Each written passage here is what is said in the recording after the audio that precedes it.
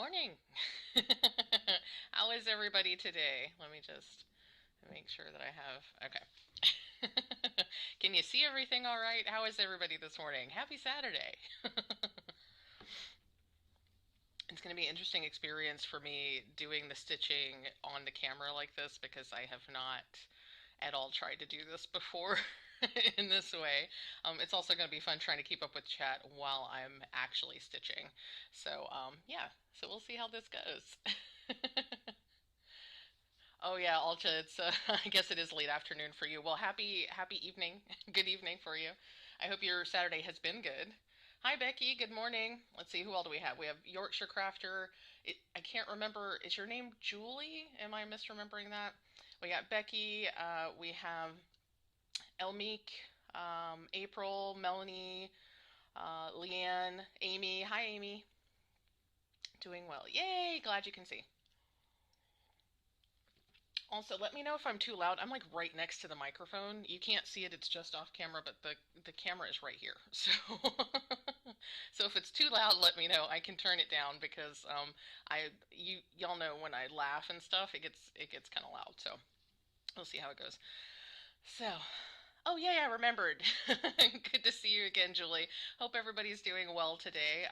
Is anybody participating in 24 hours of cross stitch? Am I the only wacko person who has decided to try to do this yet again? Goodness. I'm just drinking my coffee. It's 11 a.m. here on the East Coast, but I'm not awake yet. I've been trying to get stuff together this morning, and I'm still not quite there. So, as y'all can see, I have my long dog samplers. Hi, Lindsay and Elizabeth, stitching along. Oh, Ellis. Okay, just say Ellis. Um, Volume is good. Okay. Awesome. I'm so glad other people are participating in 24 hours of cross stitch. It's a fun and sometimes wacky thing that we do 4 times a year. Yeah, I've got, let's see, let's talk about 24 hours of cross stitch real quick. So, for those who are not in the know, 24 hours of cross stitch is something that was dreamed up by Jen Lee as a way to sort of get moving and get motivated on cross stitching and try to get yourself to get a certain amount of cross stitching in. She set it up so that there's like, she actually has a whole planner situation set up, and you can purchase that on her Etsy store where you can actually keep track every day of your stitching.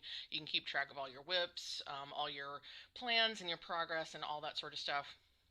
It's a really fabulous planner. I have not bought one for this year because I'm terrible with planners. I always buy a planner and then nothing happens with it, and it just ends up going to waste. However, hers is a PDF version, so I can print out additional stuff if I want to, and it's really, other than the actual calendar pieces, it's all really reusable. So you can buy this year's planner with all the extras, and then you can keep using all the extras year after year after year because they're not dated in the same way that the actual calendar part is. So anyway, so 24 hours of cross stitch. Sometimes the goal is to get 24 minutes a day, 24 hours in a month, but 4 times a year there's 24 hours of cross stitch weekends, where we try to do 24 hours of cross stitching over the course of the weekend. Now, some people are those like really we'll call them motivated, those really motivated folks who want to do 24 hours straight. I have not attempted, I don't plan on attempting 24 hours of cross stitching all in a row, but I am trying to get, it's Heike! Hi Heike! Yeah, I apologize if it's way too loud in the microphone. But I am trying to get 24 hours of cross stitch in the weekend, and I have yet to do it. This is probably my fifth or sixth 24 hours of cross stitch weekend. But I will say I got 8 hours, 8+ hours in yesterday. So I'm on track. I'm on track. I'm only just now starting to cross stitch today, so we'll see how today goes. But I try to split mine up 8 hours over the course of 3 days because that's an easier chunk for me. But yeah, it can be really challenging. It is definitely a challenge. We'll put it that way. So yeah, so that's what 24 hours of cross stitch is, and that's why I keep talking about it this week because I am all about the 24 hours of cross stitch. Yeah, yeah, Ellis, I'm the same way. I can't keep up with a planner. I have a really hard time keeping up with a planner. I'll start using it and then I set it down and it's like, what planner? What planner? And then I buy another one and then I don't use it. Um, Julie, yeah, I would absolutely say that black work is included in cross stitching. I mean, it's all about needlepoint and stuff. When it comes to rules for these kinds of things, my camera is like, there we go. And now you can see this camera. Okay, I adjusted something weird. Okay. Anyway, um, so when it comes to 24 hours of cross stitch, when it comes to whip go and things like that, there are rules that were set up by the creators of these ideas, but ultimately, it really just comes down to how you want to use that tool in your stitching. So there's no hard and fast rules that somebody's going to come and beat you up if you disobey them. Nobody's going to chastise you. Nobody's going to come after you. Nobody's going to say you can't participate anymore because you didn't follow this rule. So 24 hours of cross stitching really is any kind of needlework, in my opinion. So if you're not specifically a cross stitcher, or if you want to do block work instead of cross stitching, or if you want to do needlepoint instead of cross stitching, I say do whatever makes you happy. It's all needlepoint. It's all needlework. Do it. Do it. The only like rule is for WIPGO is that on WIPGO weekends, your goal needs to be on a cross-stitching project, and that's because there are prizes attached to that, because there's a drawing for participation and things like that. And so Jessie Marie asked that it be a cross-stitch project that you work on for your WIPGO weekend goals.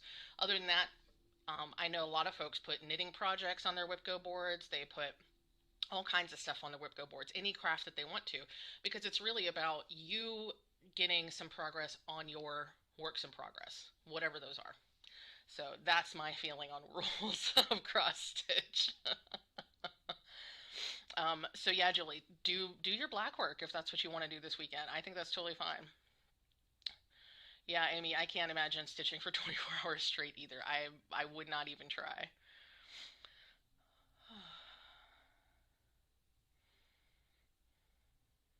Yeah, Heike, I understand. My stitchy bug has been kind of wonky lately too. I did a bunch of stitching yesterday, so I'm hoping that that'll lead into the weekend. Um, oh yeah, Decision Maker app. Those are always great. Yeah, sometimes that's kind of what I have to do is I have to put everything into some kind of thing that's going to make a decision for me. I think that's why WIPGO is working so well for me this year, because for at least some amount of the month, I don't have to decide what I'm stitching on because WIPGO has said these are your focuses, and that's been helping me a lot, especially because like this last couple of weeks, I've had a really hard time just thinking of what it is that I want to stitch on. So, especially because I finished my WIPGO goals, and so it's now like, what do I stitch now? And I have a whole bunch of stuff, so sometimes it's easier if I have some kind of decision wheel. Oh yeah, the modern folk art embroidery. That's so pretty. It is so, so pretty. Okay, let me actually get to stitching. I think y'all would like to see some stitches. We'll see how I do. This camera is going to be difficult for me. I can tell.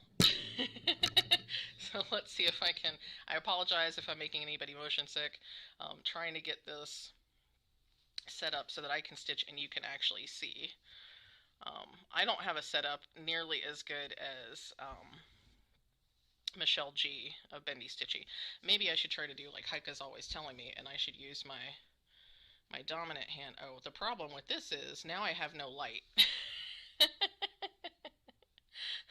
So I usually keep my dominant hand below, and then I have my offhand on top of the fabric because for me this is easier and faster. Now, I've talked about this particular piece a lot.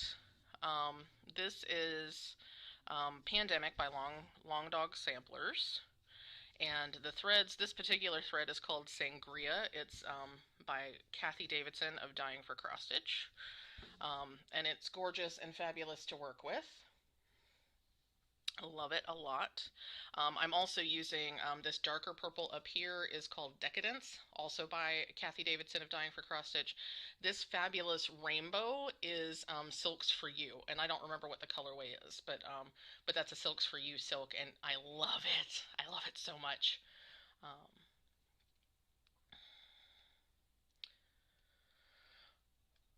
Oh yeah, Elmeek, I understand taking your knitting instead of your cross stitching. I need so much stuff with my cross stitching. That's why I tend to sit right here. It's Rachel. Hi, Rachel. Um, yeah. Hello from the UK. Hi, Celtic Seahorse Crafts. If you have another name you'd like me to call you, just let me know. I know, Amy. I love this rainbow bird. It's my favorite. It's like all the purples and then boom, rainbow. It's fabulous. I love it.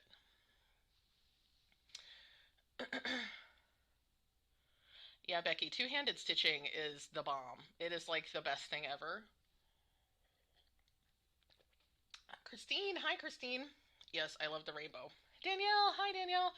Danielle, I have seen your email and I keep meaning to reply, but it was one of those things I didn't want to do on my phone, so I haven't gotten to it. If you want, I can answer your question here on the live since you're here. So just let me know. Just stopping by to say hi. We're all taking advantage of the hot sunny weather. Yeah, I don't blame you, Rachel. It's kind of dreary and gray here. It's gonna rain today, I think.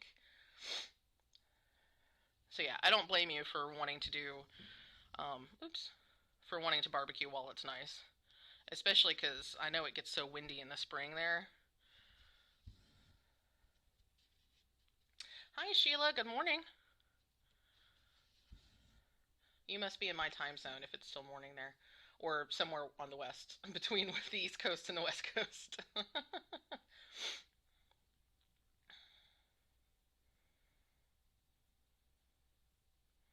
Okay, seahorse is easy. Wonderful, wonderful. Good to see you all here this morning. So yeah, I have fabulous, fabulous, yeah, cold and wintry. Cold and wintry, and I just got the thread stuck. Um, yeah, so those are all my threads that I'm working on this with, and I actually have them in a little bag here next to me. I'm not sure. I'm not sure how much I'll actually get through because talking and stitching can be a challenge in its own right. And then talking and stitching and changing, or talking and stitching and then keeping up with the chat can be a whole other thing. So, so we'll see how I do here. Oh, and what I also meant to mention, so the reason that I'm working on Pandemic today is because over on my Patreon, I put up a poll a couple days ago, and I let my patrons pick what I worked on today. So if you're super happy with this choice, you can thank them. If you're not happy with this choice, you can still thank them for that. So. Thank you to my patrons for participating in that. I thought y'all might get a kick out of just getting to decide what I was going to stitch on today. I will say though, that as I was watching the votes come in, I was kind of like rooting for certain pieces myself, and I was certainly very okay with Pandemic coming up, but I was kind of rooting for Celtic Rainbow to come up, and it was close. It was close. The second the piece with the second highest number of votes was Celtic Rainbow, so. So I might actually take that out this weekend and work on it.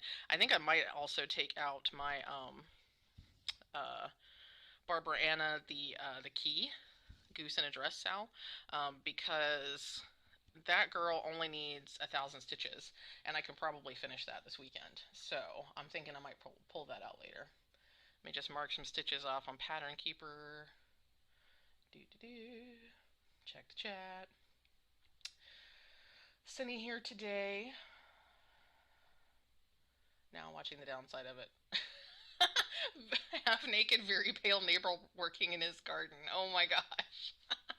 Yeah, see, that's the bad part of this type of weather here for me where I live because we have a newish neighbor. I think he actually took the house over from his father last year after the pandemic started.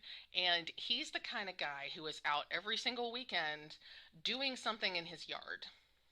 every single weekend. Most of the time, it includes large farm equipment and many bags of mulch and things like this. And he parks his trailer in front of our yard. So that's super awesome. Love it. And that's sarcasm, just in case you didn't know that. Do I use thread conditioner? Sheila, no, I don't usually use thread conditioner. Um, the silks, especially because this is a Jobelan fabric. That's what I meant to say. So this is a fabric from Bestitch Me. The colorway is called Storm, I believe.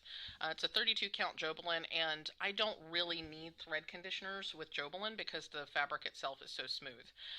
So I tend not to use fabric conditioner or thread conditioner unless if the thread is getting really, really ornery with me and continuing to either fray or get knotted up, then I might use a thread conditioner. But for the most part, I don't bother.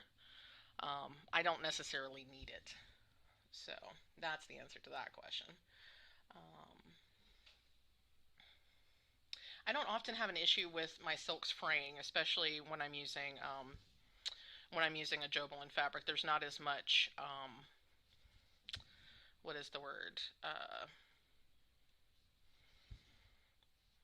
Friction. There's not as much friction, so I don't usually have that problem. Blinding skin color is where I'm at now too. Yeah, Christine, my skin color is always blinding white. It doesn't really matter what time of year. Though I actually look kind of red on camera, I guess. I have two shades. I have white, like the whitest white, or lobster red. Those are the two shades that I come in.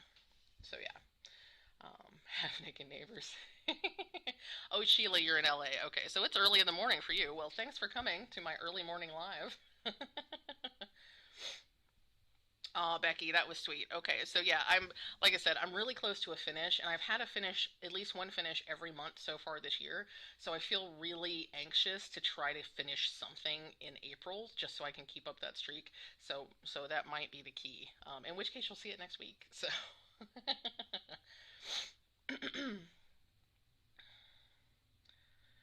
Oh my gosh, mopping his floor in just boxers. Oh no, Heike, you're way too close to your neighbors. That's too much. That's way too much. Yeah. I wouldn't be able to do that. Oh goodness. Okay, I'm gonna have to get strategic with my stitching here. Now, sometimes, since these are variegated threads, sometimes I actually will stitch X by X by X, and I might go back to that here in a second, um, just because of how I want to continue my thread through. So I don't like to carry a lot on the back. So what I generally try to do is stitch strategically in such a way that I don't that I can continue the pattern on. So especially with this one, so like the particular motif I'm stitching now is going to make a bit of a diamond there, and then the next motif is connected right here at this corner that you can't see because my finger's too close. But it's connected to that corner. So rather than going all the way up to the top of this little diamond and then carrying the thread across to the next motif, I'm actually going to try to build up the diamond on that side and come down so it's a natural switch. Over to that next motif because I'm weird like that, and it matters to me how that flows. Oops. It does not actually matter in any real way to any other human being, and if anybody tells you different, they're not the kind of energy you need in your life because they're really the only real rule, the one real rule of cross stitch is that your X's should all go the same direction. So you can see here, I come up in the bottom right corner or bottom left corner, and I go to the top right, and then I come up in the top or the bottom right to the top left. So that means that my diagonal from top left to bottom right is on top of my diagonal from bottom left to top right. It doesn't matter which corner you start in, but you know the one that goes if I can be in the camera. So the one that goes this way, Okay, the camera's backwards. Anyway, you know what I mean. So as long as your legs are always, you know, the one in one direction is always underneath the one going in the opposite direction. Doesn't matter which direction you start with, which direction you prefer. As long as they're all in that direction, that's the only rule you need to follow. And the only reason for that is because it does give your piece a better look overall. If you don't care, if you just want to stitch your X's any which way, that's totally fine. That's up to you. But yeah, so that's the only rule of cross stitching. And I'm big on pointing out the fact that there are no rules in cross stitching because so many people get really intimidated and they don't want to cross stitch. They're afraid to cross stitch because somebody somewhere said, if your back isn't neat, then you're not a good cross stitcher. If you're not doing this or you're not doing that, then you're doing it wrong. And that should never be the way. Crafts are about enjoyment. So if you like what the finished product looks like, it doesn't matter how you got there. Let's see. Been doing virtual Wonder Wool Wales Fiber Fair. Oh, seahorse. That sounds fun. Are there hummingbirds where I live? Yeah. I think that there's a couple of varieties. Did I actually stitch this one? I did. Okay. I think there's a couple of varieties. I don't get to see them much, to be honest, which makes me sad. But I also don't put out a hummingbird feeder. But I think we do have a couple of varieties of hummingbird that are native to Virginia.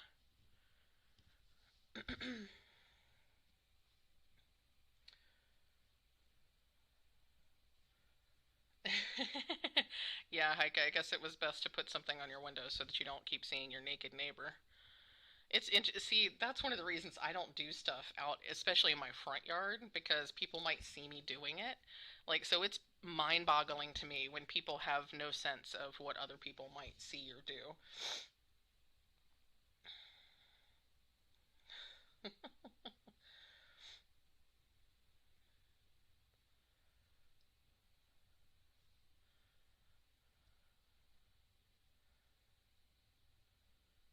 Yeah, Lindsay, see, that's everybody stitches whatever in whatever way is comfortable for them, which is why, you know, this is the way I stitch, but I would never say anybody else has to stitch this way. This is just what works comfortably for me. I believe Rachel, and I'm not sure about Heike. Heike, you can let me know.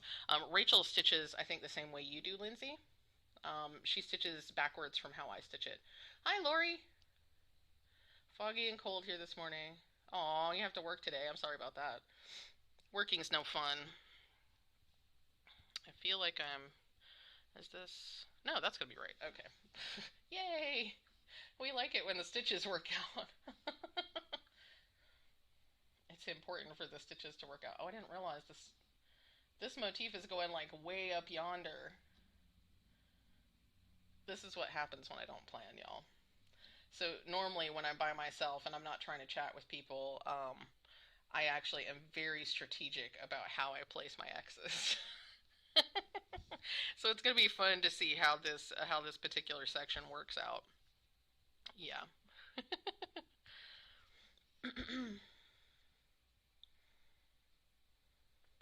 Yeah, see, it doesn't matter if your back is a nightmare because people look at the front of your stitch. That's what people are looking at. So if the back is not nice, it doesn't matter. As long as it doesn't bother you. Now, it bothers me. It bothers me a lot for my back to not be neat. But that is a me thing, and that's not something that I put on anybody else. I feel like I need to try to put the camera in a slightly different angle. Okay, y'all hold your horses, because I don't want anybody to get seasick, but I'm going to try to do this so that maybe I can get closer and still let y'all see. Okay, that might be a better angle, because I know my fingers are getting in the way. Fingers are still going to get in the way. Okay, let's see.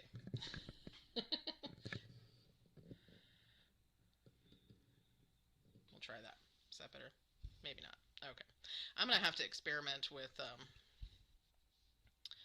how to do this so that I can get the camera close enough without being in my way.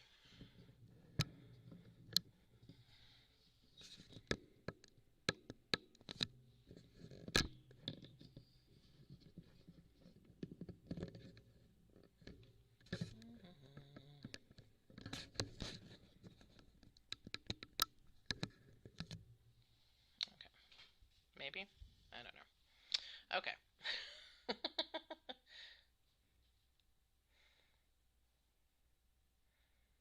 Hey, Rebecca, good to see you. I am having a pretty good morning. Yeah, Lindsay, if you're going to frame your cross stitch piece, then there's absolutely a reason that it should matter. The only potential reason that it could matter, if the back of your cross stitch is not neat, is because it could cause bumps, in your finished piece when it gets framed, depending on how you're framing it or depending on how you're finishing it. But that's not even 100% of the thing. Like if you're going to put some felt or something behind your cross stitch piece, and now it's not going to focus. Okay. If you're going to put some felt or something behind your cross stitch piece when you go to finish it, then that those bumps and lumps from knots and things like that are not going to be an issue anyway. So, give me just a second because I can feel a cough coming on. Excuse me. Coffee. Yeah, Lindsay, I don't like the knots of floss either. I hate them. I hate the knots. I hate imperfections in my back. I just do. But like I said, that's a me thing. I don't expect anybody else to uphold that particular um, standard. That's the word I'm looking for. Hi, Lucy. Welcome.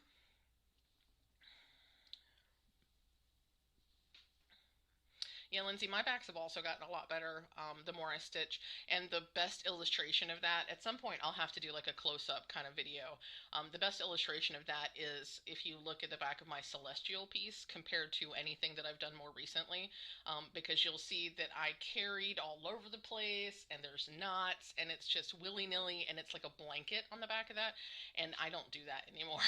I don't do any of that anymore.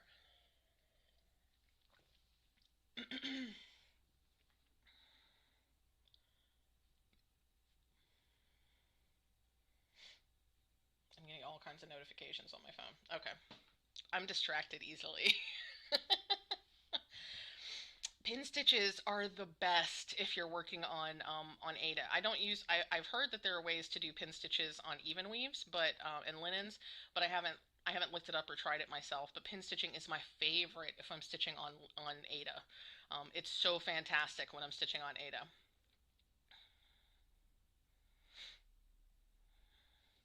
Yeah, Ellis, I also have noticed that the invisibility of your pin stitches, um, on Ada is especially, um,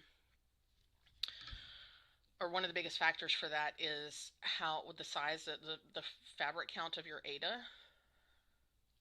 Come on now. I must be too close because now every time I put my hands in here, it doesn't want to focus. Focus. Okay.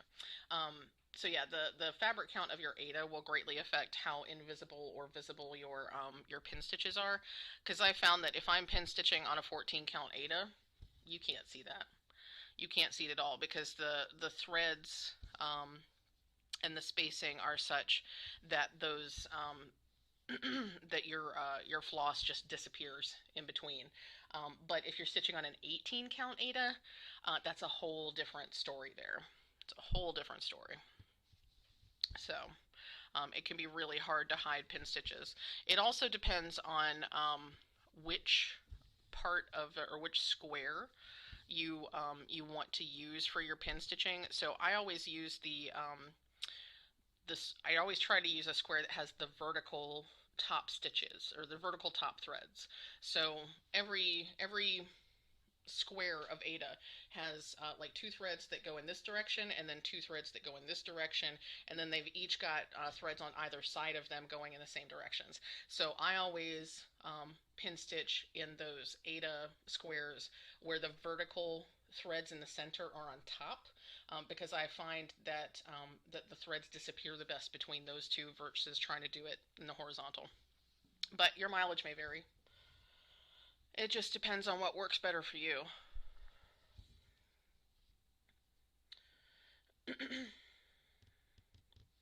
Lindsay, as far as unfixable knots, it all depends.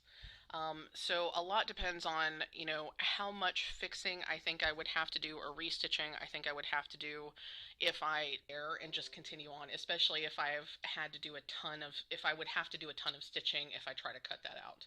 Um, my computer says OBS just disconnected. I don't know if that matters to y'all, if that actually was visible to you all.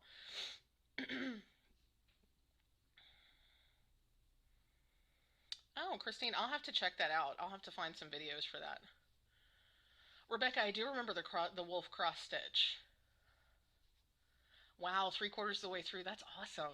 I would love to see progress pics. You can always email those to me if you want to, Rebecca. Yeah, I'm definitely going to have to try some pin stitching on even weaves. I just haven't.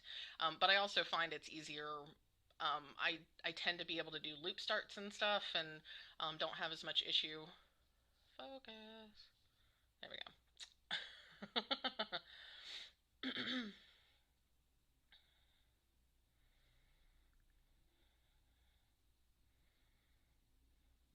Okay, good. Yeah.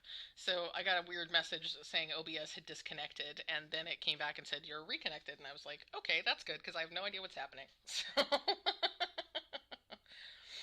yes, that's life.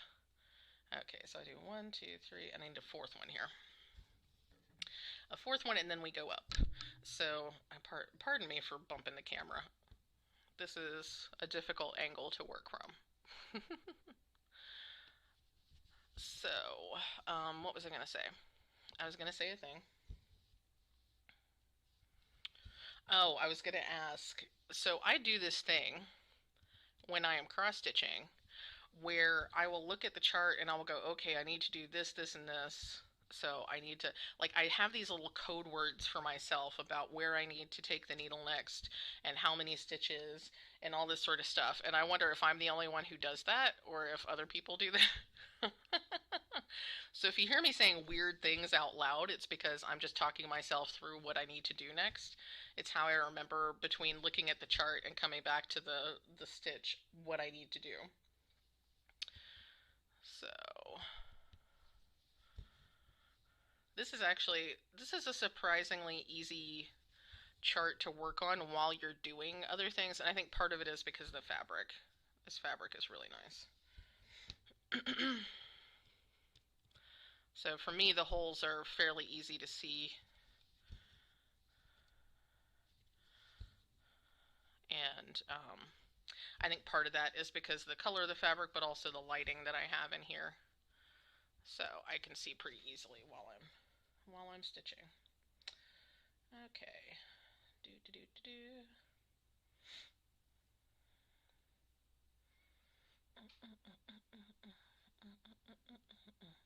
Yeah, it's a seahorse. It does take a little bit of trial and error to get the pin stitching down, but once you do, it's actually a super time saver because I don't like having to I never put knots intentionally in my pieces. Some people like to knot their floss. That's totally up to you. For me, it's cringy, but since I don't have to look at or touch other people's cross-stitch pieces, I don't judge. But for me, I would never put a knot in my floss intentionally. So I don't do that, but I do tend to, there's a couple of different ways that I'll thread that floss back through underneath. And I love pin stitching because I don't have to do that. It means I don't have to flip the work back and forth. And that can be the most annoying part of cross stitching sometimes, is flipping your work back and forth, especially if you're using a stand like this. This is a, you can't see it on the screen, but I use an Elon lap stand from Artisan Designs, which I found out originally about through Rachel, and it's my favorite thing ever. And it has a nice mechanism for flipping the work back and forth, but it can still be really annoying and cumbersome to have to flip back and forth because you're starting and stopping threads really often. So especially when I'm working on Ada, I do the whole pin stitching thing.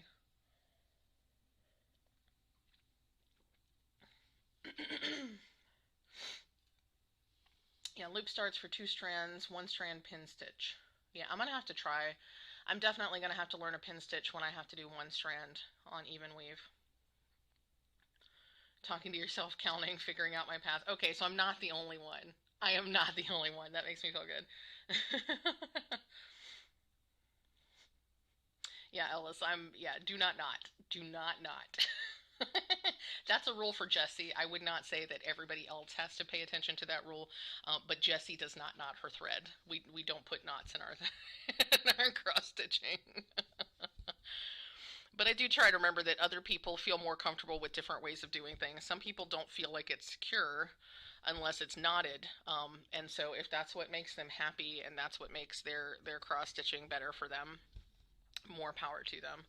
I couldn't live with it. It would kill me. It would kill me on the inside. It just would. Okay, Elmeek, I hope you have a great dinner. I hope you're having something yummy. I have no idea what kind of food I'm going to get into today. I'm in that place where it feels like it's way too much effort and time to cook and eat food. So, which is kind of a weird place to be in. Like, you need food to survive. So, I don't know. Anyway, but I hope your dinner's good. Have a good evening. Having issues with your internet, so I'll watch later. Okay, Becky. Yeah, I will definitely. Especially because you voted for the key. I really want to work on that some this weekend. So look for that on Friday at flosstube. Let's see.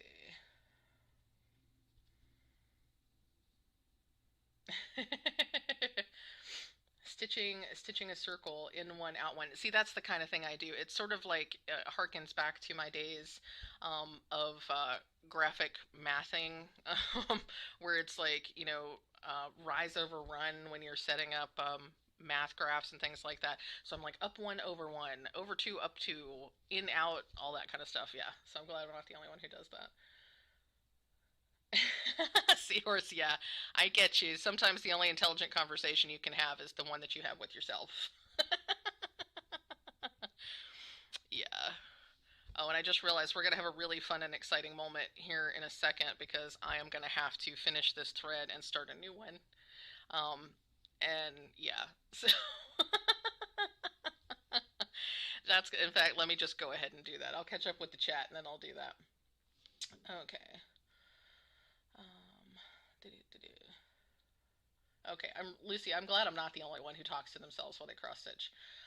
Julie, any advice on working on linen? I have some 20 count. I haven't worked on 20 count linen, but so 20 count linen is probably going to be fairly similar, at least in the size of the holes, to working on 18 count Ada, because the number of threads per inch is going to be similar. The linen can be difficult because of the differences in the thicknesses of the threads that are the warped and the weft warp and weft threads. I knew that didn't sound right because of the difference in thicknesses of the warp and weft threads. The best advice I have is just, especially if you have some small pieces that you can just play around with, get a really tiny pattern and just kind of count your stitches out and see how it looks and how it feels. Because when I started working on even weave, it seemed really intimidating and really difficult. But honestly, once you get down to it and you just start to understand, okay, so instead of counting over one hole, I'm actually going to count over two holes if I'm stitching over two, which is probably what you would do. Of course, over 2 on 20 count fabric is going to be equivalent to a 10 count Ada. So that's going to be a pretty big square. So I don't know if you want to do that, but 20 count 1 over 1 is going to be really tiny. So I'm not really sure what you would prefer. But if you want to get used to the counting over 2, then yeah, just get a really tiny chart and get used to noticing how you're going to find your holes to start stitching in. That would be my best advice for that. Heike might have better advice for linen. She stitches on linen a lot more than I do. I can't think of any other beginner advice I would offer for that. 2 strands together if I count them and then loop start.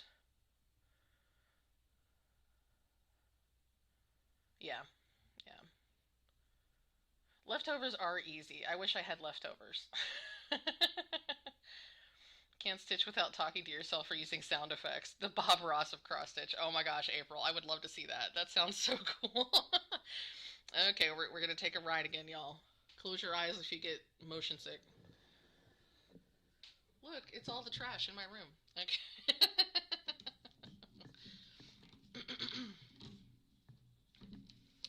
Why is this? Okay.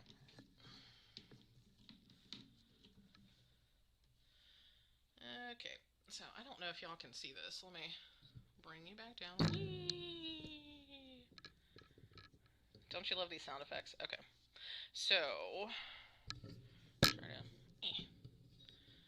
to get you over here where you can actually see, which is not going to be easy. Okay.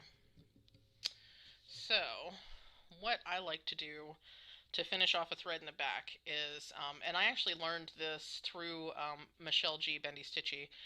So I'm going to take the needle up under just one thread and pull it through and try to not obscure. So I do that, and then I'm going to go back under that same thread and then like 3 or 4 more threads besides, just to make sure that that's really secure. If I could get it to go under. There we go. So what that does is it kind of locks that thread in place. So when you put your thread through like that, doing that first loop and then coming back means that you're not going to easily pull that thread back through if you snip it too close. And I am a very close snipper when it comes to cutting off my extra threads, because I like to get right up close and personal. And so yeah, doing that extra loop through means that that's not going to slide back through too easily, which means I'm not really in danger of losing that stitch, which is very important. So since we're talking about backs, let me see if I can show you. My frame is being weird. Okay, so here's the back. I don't know what other people's backs look like for pandemic, but this is what mine looks like. Because I try very hard to to follow along and not do a lot of crisscrossing and back and forthing and that kind of stuff. So it's always a point of pride to me personally when my back looks very similar to the front. So okay, warning again, close your eyes. We're gonna travel up. You get to see behind the scenes here. Flip this back around. Okay. And back we go. Okay. You know, sometimes I forget I can actually move the frame too. I don't have to move just the, excuse me. Of course I did that. I forgot I have to start the next thread. So we're going to go through all of that again in here in a second. So I am really scattered on these lives. Yeah. So let's see. I think I missed some comments. Let me go back up. Eating just to survive, not because you want to. Yeah, and that's the funny thing is that Christine, I love food. It's not that I don't love food, but I think especially with the pandemic and everything, I'm just so tired of deciding on food. Like the last thing I want to do is 3 times a day have to decide what to eat. It is making me exhausted. Like completely exhausted. And I don't know if this is an experience other people are having, but I'm like, if I could just pop a pill for breakfast, lunch, and dinner at this point, I absolutely would. And then eat when there's something to be enjoyed and not worry about it otherwise, because I'm so tired of planning the meals and cooking the meals and taking the time to do, like, I'm so tired of it. And I don't know why. It's not like this is new. I didn't just start eating after the pandemic started. But yeah.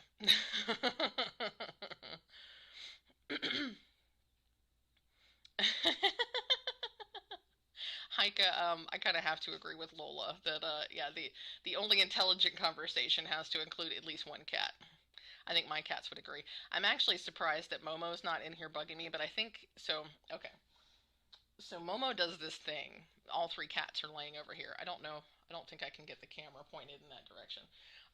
But Momo does this thing. When I have cereal, Momo bugs the crap out of me. Like, she will get all up in my face. She was all up on the table while I was trying to eat cereal this morning. And she sits next to me and she cries. And she's just like, Mom, Mom. And when I finally put the bowl down for her so that she can drink the little tiny itty bit of milk that's in the bowl, then she leaves me alone. So that's why she's not bugging me now, is because I finally gave her the cereal bowl. So yeah. We all know that Lola is absolutely correct because Lola is the queen and empress of the universe. Oh wow, Seahorse, that's cool. Yeah, I have a bunch of counting pins, but I don't really use them. And I think part of it is I probably don't understand well enough how to use them. So these are my counting pins. I guess I could put, yeah. I have Rachel's voice in my head going, babe, use the other camera. So these counting pins in the front, these little blue cats, if the camera will focus, those I got from a friend for Christmas. She sent me a whole box full of stuff, including a really pretty laying tool and some other stuff. But she gave me those counting pins, and they're really cute. And then these counting pins on the back, in fact, she also gave me this pin cushion. These counting pins on the back are from last year's, Black Needle Society Halloween box. And they are super cute.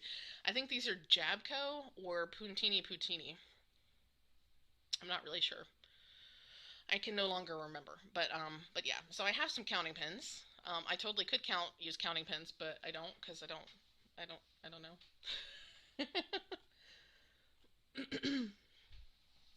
So yeah. Let's see. To put your needle in each hole as you're counting with linen. Yeah, I do that too, Christine. That's some really great advice. I don't know if y'all have noticed me, but I do that on the Joe Belen stuff too. I actually kind of, because in my brain I'm like 1 2 1, 1 2 2, 1 2 3, like it's a whole thing. Yeah, I don't really like to display my mess on YouTube, but I was not in control of what was in the camera at that time. Lindsay, yeah, starting with 28 count for linen is definitely a good way to go. That 40 count is a monster. It's a monster. Yeah. I did not, I had not done anything on 40 count linen until I accidentally pulled out a piece from a grab bag that I thought was like 32 count. But apparently I don't know how to use my stitch counter, my stitch marker thing. And so I started stitching on it and I'm like, why are these holes so tiny? Why is this so difficult? Why am I having such trouble? And come to find out it was a 40 count linen and that's why it was so hard.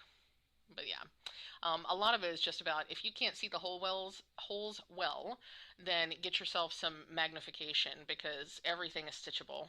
Everything is stitchable. It's just a matter of getting your eyes used to it and having enough light and having enough magnification. As y'all might notice, I have special glasses for cross stitching, so these are not my regular ones. These are special readers that I use just for cross stitching because they magnify everything for me. Because technically I need bifocals because I can't see clearly about 5 inches from my face. Small details I can't see. So that's why I wear these when I cross stitch, so that I can actually see the details up close. And that started like a year or two ago, like right before I turned 40. My eyes were like, nope, you don't get to see small details anymore. Thanks. Yeah, I still have that piece of 40 count Lindsay that you gave me, and I'm going to use it at some point, but I'm probably going to have to put a light behind it in addition to having my magnifying glasses. Um, yeah, once you start with the over two technique, it's super simple, and I really prefer stitching on linen and even weave these days compared to stitching on Ada. So yeah, you'll get used to it. It just takes some practice. Thank you, Ellis. I do like my back. Lucy, yeah, we were just talking about that. If your back is messy, it's not a big deal. I need my back to be neat, but everybody can do whatever they want to do with their backs. But my back needs to be neat because I will know it's not neat, and that bothers me. But I don't care what anybody else's back looks like. Food pills, yes. Can we please have the food pills?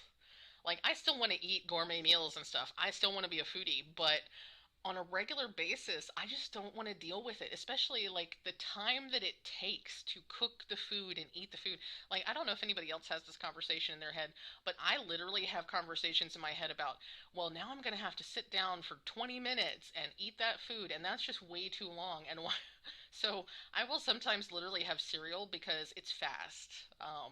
Yeah, and it's not terribly healthy to just eat the foods that are easy to fix and fast to eat. But it's what I do because I can't get over how much time it takes. I don't know why I'm so fixated on how much time it takes. Laying tools. Okay, let's talk about laying tools. Let me get a new thread, and I'll try to show you. I don't actually use the laying tool, but it can be a very helpful device. Let me get all my threads. Look at my threads. Just so y'all know, I don't normally keep my threads in a nest as such, but there's only 3 colors for this chart, so um, when I have pulled a set of 6 strands, I just kind of hold on to it until I'm finished with it. And these are also very easy to tell apart, so that's the only reason I'm letting them be in a nest. So this is Decadence. That's the dark purple. This is Sangria, so this is what I'm going to put on my needle. And then we've got, well, apparently I already have a set of Decadence that's ready to go, but I'm not using Decadence yet. And then I have my rainbow thread, rainbow silk. Okay, y'all didn't need to see all that, but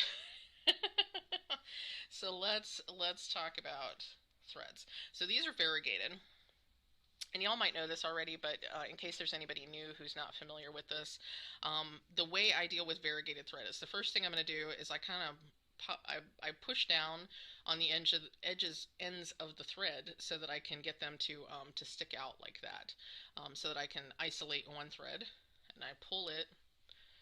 When you get just one thread, you can easily pull it out of the bundle like that, and then I go and I'm going to get a second one. I don't do a loop start with 2 threads because with variegated floss, if you do a loop start, you can lose that gorgeous variegation that you paid for, and you don't want to do that.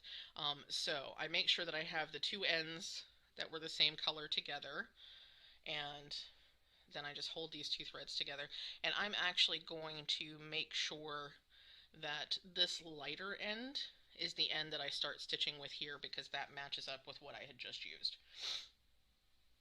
So we have the thread. I'm a licker, so if you're not a thread licker and you're, or especially if you're grossed out by thread lickers, look away now.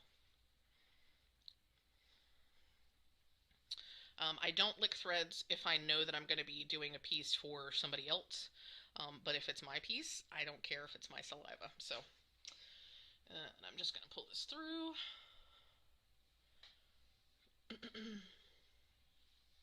Okay, we're going to take another field trip.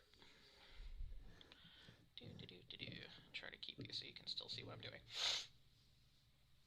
Okay, so my next, I'm going to start this right here. Oops. I'm going to pull it most of the way through.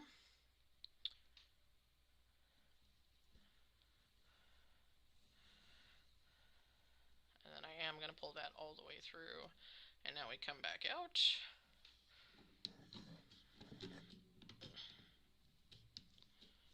Oops, I almost pulled it too far.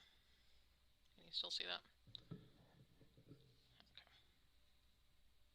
So now I'm just going to hold on to that little tiny tail while I'm straightening out the rest of this, because I'm going to make sure that that little tiny tail gets tucked under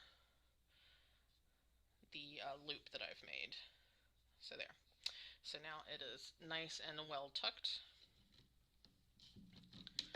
Flip back over, and now we can continue stitching. So I'm just going to plop this in the place that I know I need to stitch next. And let's get you back. Get you back where you belong.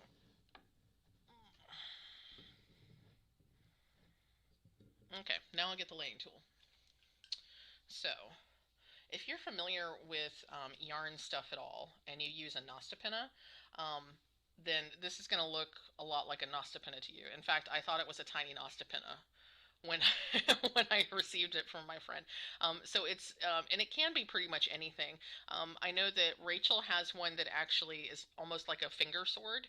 It fits like a ring on her finger, and she can just kind of put it down while she's stitching. But this is the one that I have. So it's literally just like a little stick. It's a really nicely made hand routed stick, I'm pretty sure. but certainly it's nicely made. But I'm pretty sure that it's hand routered. So it's very nice. It's very smooth, and all you really do with this, and this works better if you have short threads, but I'll kind of show you. So what you're going to do is you're going to hold down this end piece of your thread here, and then just pull the rest of your floss through. And it should not only help you get that nice flat look, but it's going to help you keep your threads from getting knotted as well. Let me see if I can do that again.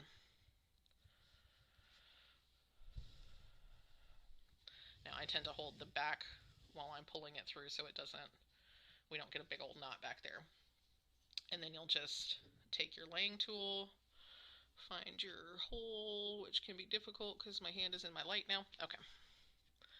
And you just hold the laying tool like that, pull your thread through, and there you go, Bob's your uncle. So that's how a laying tool works. And like I said, it's more useful when your thread is really short, because that's when your two strands tend to get the most twisted, versus when it's really long. You can also pull more through and then wait till the very end and put that laying tool in there. But that's how that works. That's how you would use a laying tool. I should put the little, it has a tip protector. So I'm gonna put the little tip protector back on. Protect that tip, y'all. Yeah. Let's see. Where are we? How do laying tools work? 40 count becoming your favorite. Oh, wow. That's cool. I think probably if I continued working with 40 count, I think I would really enjoy it. I love the idea of teeny tiny stitches. I don't know why, but it's just it's a thing that kind of intrigues me. I like teeny tiny small things, and I don't know why. So yeah.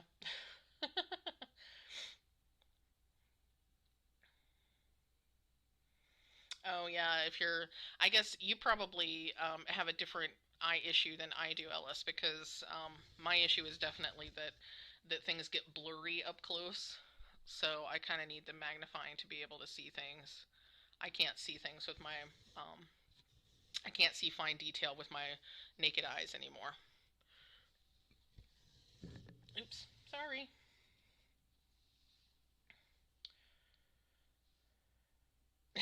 Christine, yeah, the fork and knife business is just way too much. Like if I could have shakes or burritos that were actually healthy, um, that I could just eat drink shakes or eat burritos all the time. Um, that would be that would be really nice. Burritos or hot dogs or something like finger foods. But those are like some of the least healthy foods you can eat, really.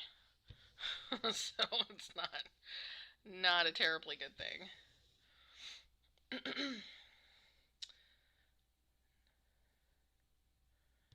Oh, wonderful, Julie. Have a good rest of your day. I'm glad you enjoyed your time here and the advice. Always happy to help.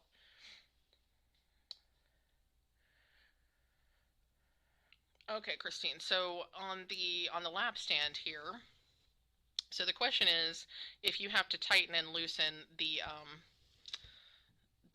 bolt thingy on the side every time you do anything with it. And the question to that is you shouldn't have to, or the answer to that is you shouldn't have to, but some of it depends on which direction. So let me see. So it's really designed, if you have it oriented this way with your arm on the left side, it's really designed that you should be able to just hold it and turn it. And when you hold it and turn it, as long as it's not too tight, it should flip easily. And this is actually a little too tight, which is why I was struggling with it. So you want to put it just tight enough that it's nice and snug, but not so tight that it takes a lot of effort, because you're going to end up with blisters on your hand if you're stitching too much and have to flip too much. I found that out the hard way. So when you have it oriented this way on the left hand side, if you rotate towards you, then you don't have to you don't have to tighten or loosen it every single time. You just get it to the right tension, and then you flip it back and forth as necessary. Now, last night, I think I had my piece on here. I was stitching Dark Queen last night, and I had my piece on here in a different way so that it was too low to flip it this way. I had to flip it the other way, and I was having a lot of problems because it would loosen on me every time I flipped it. But if you're doing it this way, you don't have to tighten and loosen it every time. You tighten it once, and then you go back and forth, and it's totally fine.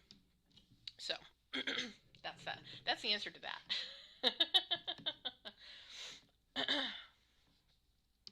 Yes, Ellis, those laying tools are handy against knots. Very handy against knots. Y'all are very welcome for the laying tool. That was impromptu. I really, like I said, I haven't used it a whole lot. It's a gorgeous tool to have, and I've seen others use it, but I haven't personally used it a whole lot, mostly because it's just an extra thing to have in my hands, and I just, it's too fiddly for me, but I also tend to just do the thing where I hold the threads while I'm stitching. So, and I realized as I was doing this, I am not being at all conscientious of how I'm stitching this so that I can get the threads back where I need them to go. So I'm going to end up having to fasten this and then restart it back down at the bottom, which I hate doing, but I love y'all, so it's okay.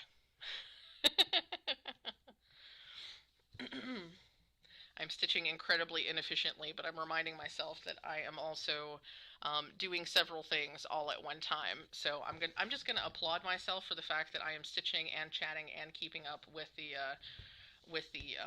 chat window all at the same time, and ignore the fact that I am not stitching as efficiently as I would normally stitch. So we're gonna celebrate the wins. We're not gonna focus on the less winning things, because that's just a good philosophy to have, I think.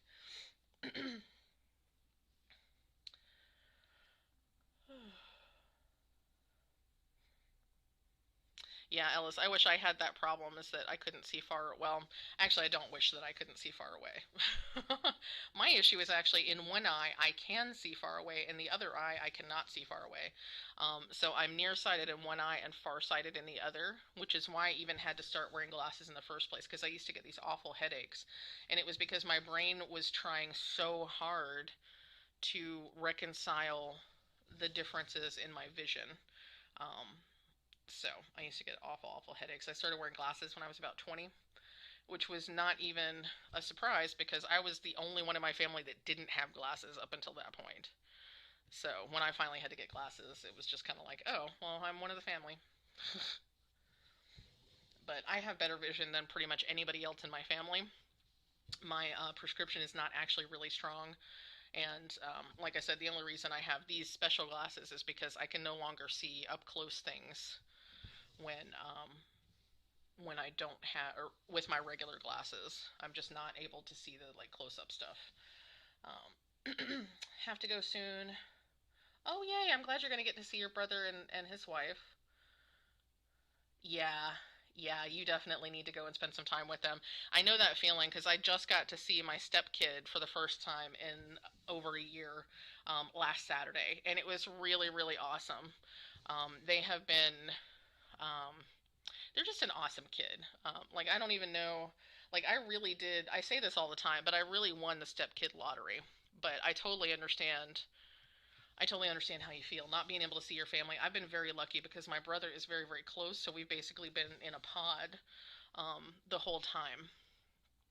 So I've been able to see. There were a couple of weeks when we were on the strictest part of our lockdown, that we didn't see each other, and that was very strange, because it was interesting because we actually started talking on the phone for like 2 hours at a stretch, and he does not like to be on the phone, but because we couldn't see each other and we're really the only family the two of us have, we would talk on the phone. And it was the first time in my life that my brother has spent that much time on the phone with me. So shakes and burrito life. Okay, so that's gonna be our. We're gonna come up with a business together, Christine, or we're gonna like conscript somebody else to do this for us, to come up with like healthy versions of shakes and burritos.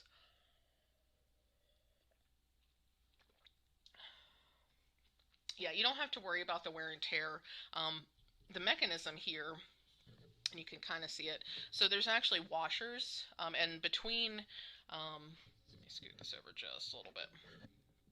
You can kind of see here, um, there is a wooden washer as well as a metal washer on this side, so that helps a lot with the wear and tear. You're not grinding down on the wood to turn this, because it's specifically designed so that it's safe to be flipping that over back and forth all the time. So yeah, you don't have to worry about that at all, Christine.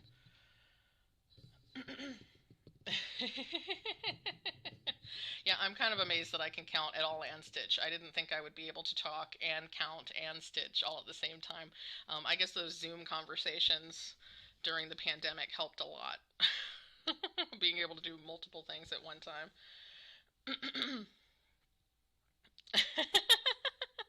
You can barely breathe and stitch, huh, Christine? I have days like that. I do have days like that. I'm very thankful that today is not one of those days. I kept having like panic moments where I was afraid I was going to have to cancel the live at the last minute, because I've been waking up with all these sinus headaches and stuff, just because it's just that season. It's allergy season, and with the weather being so wonky here in Virginia, this stuff happens where it'll get really, really warm. It'll be like in the 80s, and then all of a sudden it will be a hard freeze for no reason whatsoever. Um, and then at the same time that you have a hard freeze overnight, you'll end up having 70 or 80-degree weather later that day. It's just the wonkiest stuff. And you might have a week of 80s, and then have a week of 30s, and then have a random snowstorm, and then have 80 degrees again. And so this time of year can be really difficult, because in addition to all of that, there's pollen too. But there's just the weirdness of the weather, and the hot and cold definitely can make me very sick sometimes. So knock on wood, I don't end up getting a horrible cold or something like that. But the pollen this year has been really bugging me. I wake up with puffy eyes and stuffy nose, and that sort of general brain fog and stuff like that. So, and I had a bit of a headache when I woke up this morning, but I'm feeling better now. I got my coffee in me. I got my friends to chat with, so it's all good.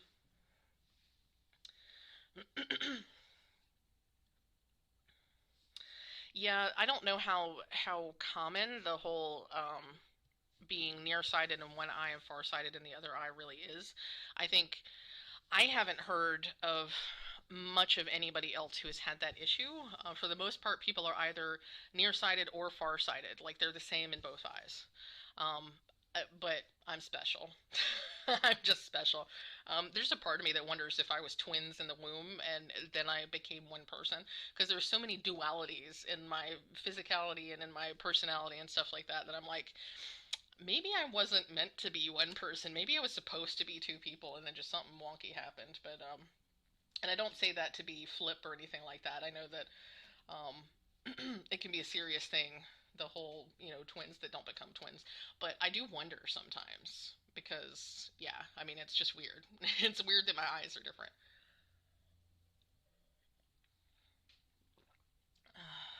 Goodness.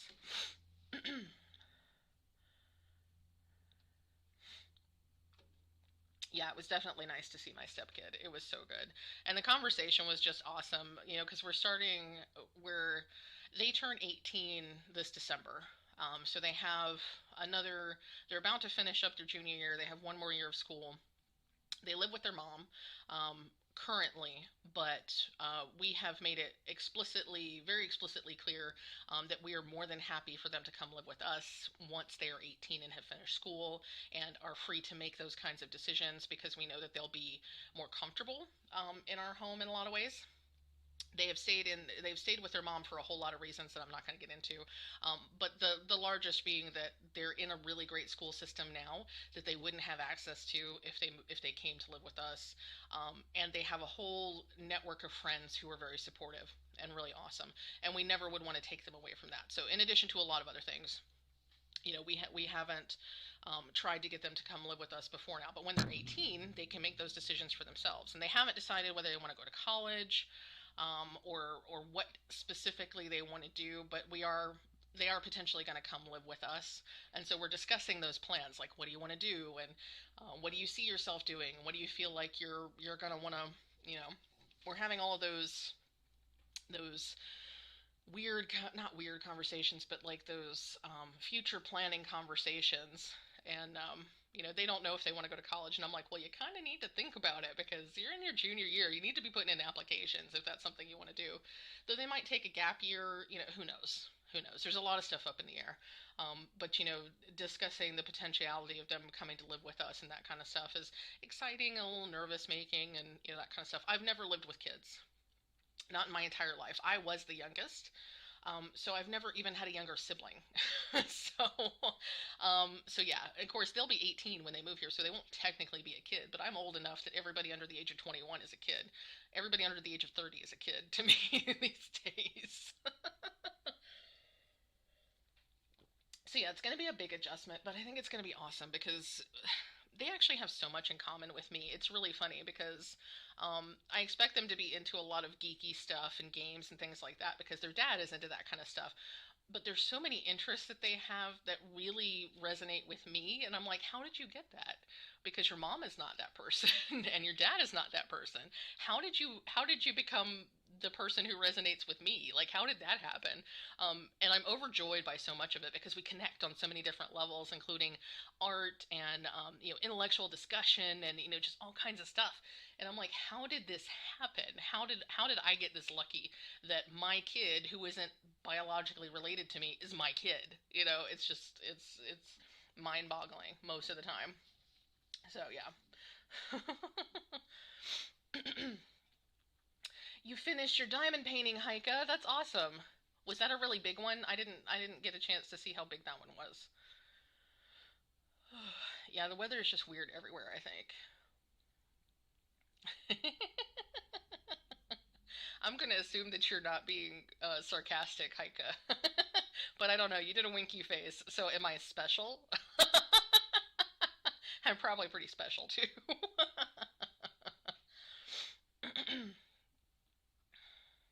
Yeah, I've always liked spending time with my stepkid, but we've always been able to take them home to their mom. So I find that I enjoy other people's children a lot because I can give them back to the other people. So it's I'm not really a kid person. That's just who I am. Uh,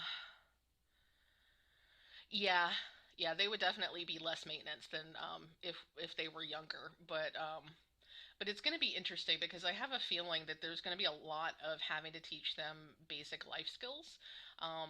And I don't want to get into it too much because it's a lot of family stuff that doesn't necessarily belong on the internet. But I think we're going to have to do a lot of life skill stuff, like this is how you do your laundry, and this is how you cook food, and this is how you manage a budget, and this is how you manage your time. And that's going to be challenging in a lot of ways because I don't do all of those things well myself.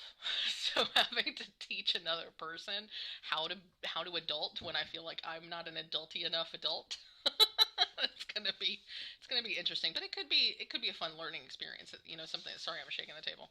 It could be something really fun that we learn together too. So especially because I know that they're at least as into the internet research as much as I am.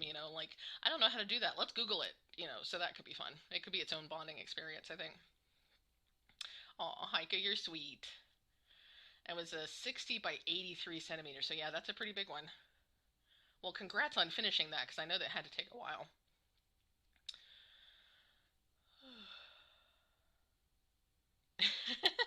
It has to be genuine because she didn't put special in quotations. She didn't, but I could just hear her voice in my head, and I was kind of like, does she mean you're special, like you're great, or does she mean you're special? I've talked to her on Zoom enough to wonder.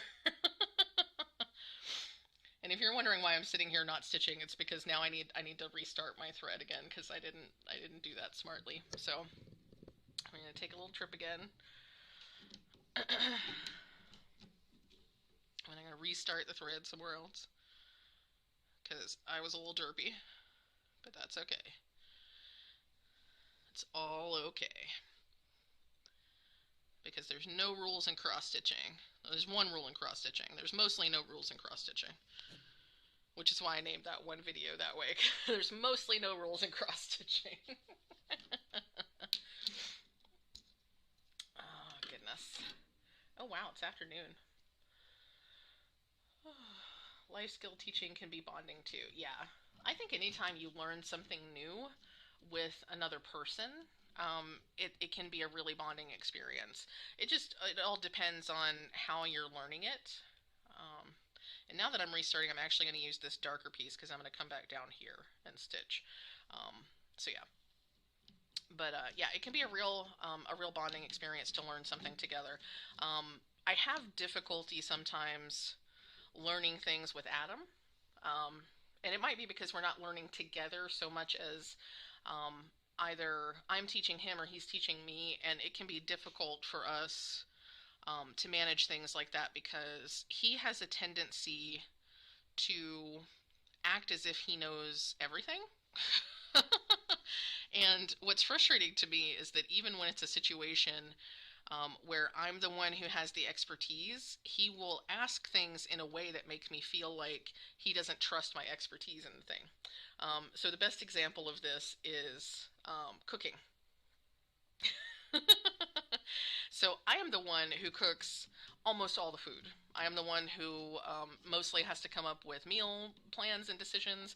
I'm the one who shops for groceries. I'm the one who does all the cooking, most of all the cooking. That just ended up being my job. And what will happen is that I will be in the kitchen cooking something for us, and he'll come and sit with me or whatever while I'm cooking, and he'll start asking me, well, why are you doing that way? Do you mean to grill it this way? Do you mean to put that on the stove that way? And he doesn't, in his mind, from what he's told me, is that he views it as asking a question to find out more information. Like he's genuinely curious, and he wants to know why I'm doing a thing the way I am. But the way he asks it is, why are you doing it that way? That way is wrong. So it gets very, very frustrating for me, because when somebody questions something that I know I have more experience doing than they do, and they question me in a way that makes it seem like I am doing it wrong, I get frustrated. So, yeah. And I think a lot of it, honestly, really comes down to just a difference in communication styles. So I recently, I think I probably heard about it on TikTok, so take that for what it is. But I heard about this idea that there are two basic communication styles. You have the asker and you have the guesser. And the asker is the kind of person who is like, what do you want to do for dinner? Would you like to go here? Would you like to go there? What do you, they're the more literal person, the person who's going to ask you the question instead of assuming what you mean. The guesser is the person who's going to say a thing to you and assume that you're going to read their mind. So they're going to guess at your motives. They're going to assume that you're also guessing at their motives. So they're not going to ask you a question straight out. They're going to be like, I wonder what we should do for dinner. I wonder if we should do the dishes now.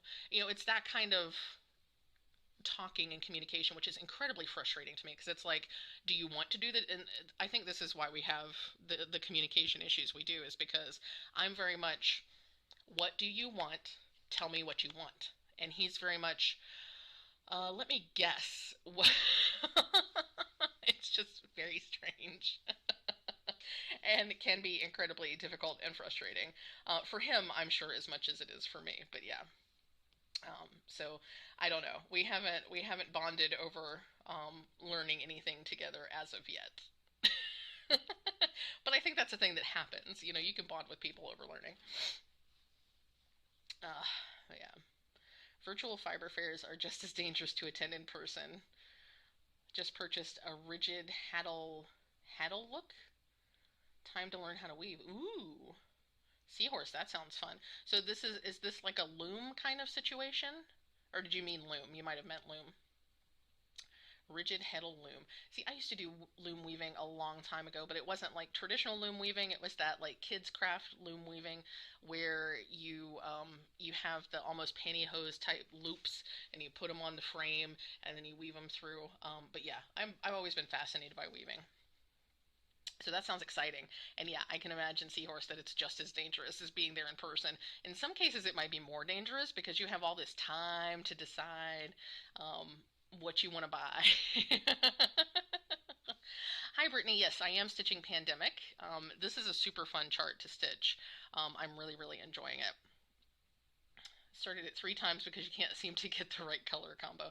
Yeah, I've gotten to the point where when it comes to deciding on colors myself, I'm just gonna roll with it because I'm not necessarily good at coordinating colors, but as long as I'm okay with how it looks, that's all that really matters for my pieces. So I'm just kind of like trying to stick to that kind of thought process.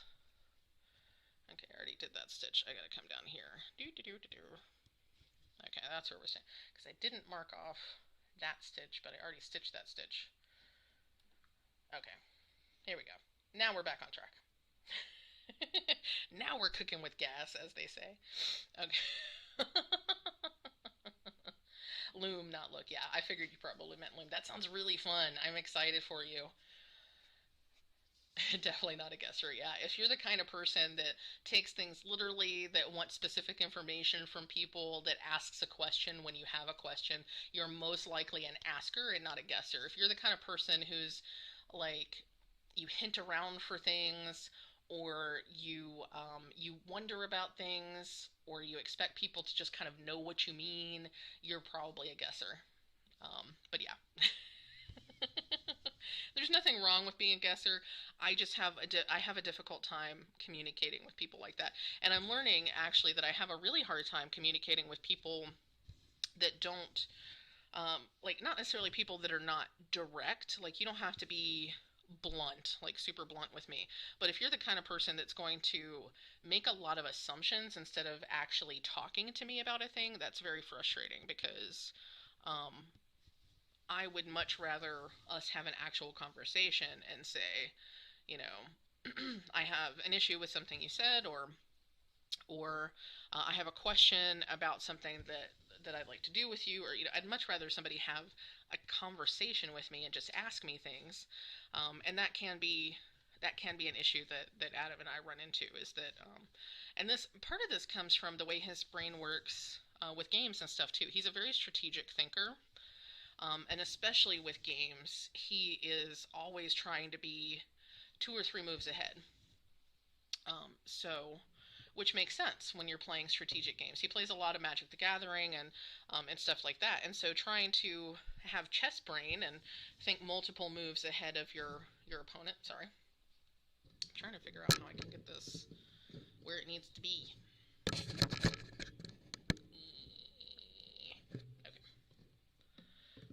So thinking ahead about what your opponent is going to do next can be really, really valuable. But in a relationship, if you're thinking too hard about what your partner might do, the reaction they might have, the things that they might say, or the motives that they might have, you may not be paying enough attention to what is actually happening, and you may react to a thing before it even happens. It may not ever happen, and you may assume that it's going to happen and react to it in that way, and that can cause problems. Let me just say from personal experience. Excuse me. Yeah. So communication is a huge, huge thing. Um, and when you have two people who communicate very differently, who view things very differently, it can be very challenging. So, yeah, I'll just leave that at that.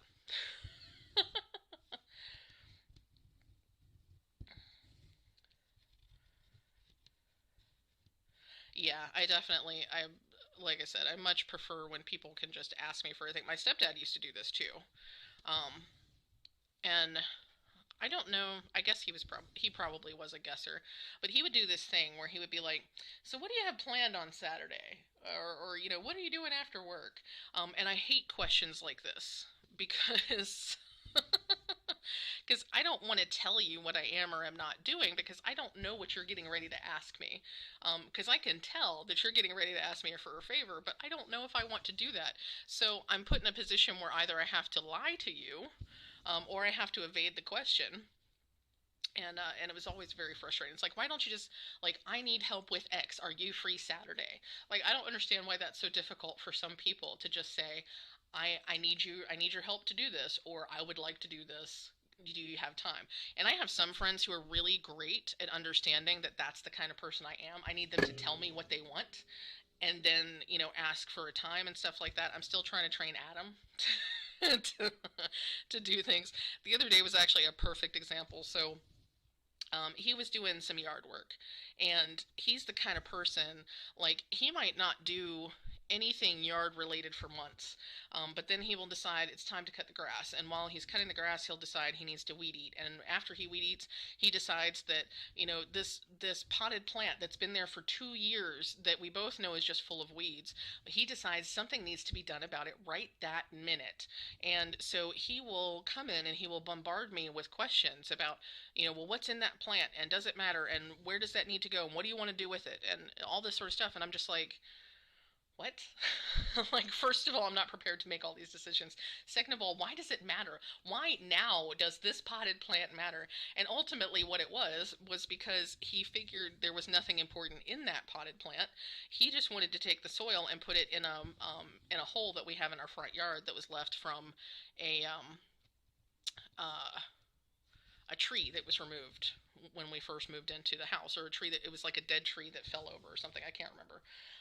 But he just wanted to use that soil, and he figured if that plant wasn't viable anyway, then why not?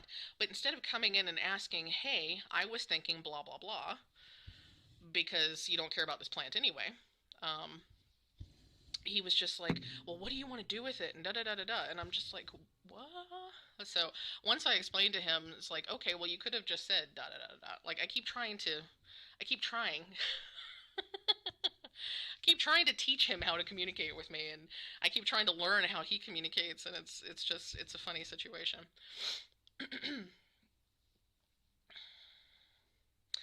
Yeah, I'm glad I'm not the only one who kind of has their hackles go up when somebody asks a suggestive question. I always feel like, and maybe y'all can let me know if this sounds right to you, or if it resonates with you, but like, it definitely does. I agree that it makes me feel defensive. It almost makes me feel like somebody's trying to trap me into something. And I think that's why I dislike those kinds of questions so much, because, like, I'm happy to help you, but we need to have some boundaries here. Like, you need to tell me what you need, and then ask me when you need me to help you with that, and then give me the opportunity to tell you whether or not I'm available at that time. Because if maybe Saturday doesn't work for me because of whatever reason, but maybe I'm totally free on Sunday, so that opens up the conversation for us to discuss and come to a place where you get what you need, and I am able to establish and maintain my boundaries and still help you. And I think a lot of people don't think about things that way. And they don't think about things in that context for something so simple as, I need you to help me mow the grass, or I need you to help me get groceries, or something like that. But boundaries are important. Boundaries are important no matter what. And it could be as simple as, like, a work thing. I really appreciate it when coworkers come to me and say, I'm going to need help with X project. Do you have capacity? Or do you have 5 minutes to talk to me about whatever? Because it acknowledges not only that they respect my time, but that they understand they're not the only person who might be asking for my time. And these kinds of boundaries are important through all kinds of all parts of our lives. And I think a lot of people don't understand that. They don't realize that that boundaries are important, that they need to set them, and they need to respect others' boundaries. So yeah, I totally agree with you. Yeah, and I asked that same question, like, why do you want to know what I'm doing on Saturday? Why do you need to know that? You don't need to know that about my life. You don't know me. You don't know my life. Like, yeah, it feels like you're getting trapped. Absolutely. Yeah, exactly. Exactly. Because I think that kind of question, it doesn't allow space for boundaries. And I think that's why it's so off-putting to me. Um, because I would much rather somebody state what they need and then give me the chance to tell them how or if I can fulfill that need, instead of just forcing me to commit to something before I even have a chance to know what I'm committing to. So yeah, I'm definitely about that. Oh crap. I just realized that there's a whole bunch of stitches in between here. Okay, so we're just gonna go back and do this. Do do do do do. Come watch Jessie stitch, where she does all kinds of random things that make no sense. Yeah, I don't like the question, are you available to do such and such? Like, I have a thing for you. Do you have capacity? And I'm very lucky that I have multiple coworkers who will do that. I still have those one or two coworkers when we're in the office who will actually just walk straight up to my desk and interrupt anything I'm doing without saying, do you have a second, or anything like that. Drop a bomb on me because they have refused um, to do anything in a timely manner, and then act like it's my emergency because they didn't plan for something. And it is so frustrating because it's like, no, no, no, no, that's not how this works. um, I am not your secretary. I'm not anybody's secretary, but I'm not your secretary. And I don't have to do this on your time frame just because you failed to plan for it. That is not my emergency. So yeah, I have at least one of those at work. Um, who doesn't get to do that now that we're not in the office, because they can't burst into my desk and be like, blah, blah, blah. But yeah, so that's the disadvantage of having a cubicle instead of an office. Honestly, if I had an actual office at our office, my door will be closed all the time because I can't deal with noise. And I can't deal with talkative people, and I work with a whole lot of extroverts who like to stand around and talk all day long, and it is difficult and challenging for me. I'm actually going to have to, once we get back into the office, I'm going to have to get noise canceling headphones. I think it's just going to be a thing. That, or I'm going to have to actually get dispensation to work from home, because I don't think I'm capable anymore of dealing with all of the noise and the hubbub of being in an office environment. Um, yeah, I think I can't anymore. I've gotten too used to being able to determine how much noise and distraction and stuff I have in my environment, and I'm just not sure. I'm not sure that I can make it in an office anymore. Yeah, so it's gonna be interesting. Yes, please, just ask the question. Just ask. Yes, I got an accent all of a sudden. Um, Feels like getting trapped. Yeah. Oh yeah, I already read that one. Right, just ask the question. Happens at your job daily. I am so sorry. I'm so sorry that you have to deal with that all the time. People without boundaries, and people who don't respect others' boundaries, are very, very frustrating. Yeah, I think we all have a colleague, Ellis, like that. A colleague who just decides that your problem, and this one particular colleague is just all about the drama. Like, they can't function without drama. And I don't deal well with those kinds of personalities because I am not a drama. Like, okay, so I'm the kind of person who's going to watch the drama on the sideline and eat popcorn, but the moment that you bring me into that drama, we have problems, because your drama is not my drama. Your emergency is not my emergency. And I really dislike it when people have to make everything into this huge thing, and everything. It's like they just thrive on the adrenaline of it. And that's frustrating. I hate adrenaline. I do not like it. I don't like having to, like, I don't like doing anything where I'm just like squeaking in under the deadline. Like, I'm always trying to do things early because I hate that feeling of being right down to the wire. But this person evidently just completely thrives on it, and we don't jive. We don't jive.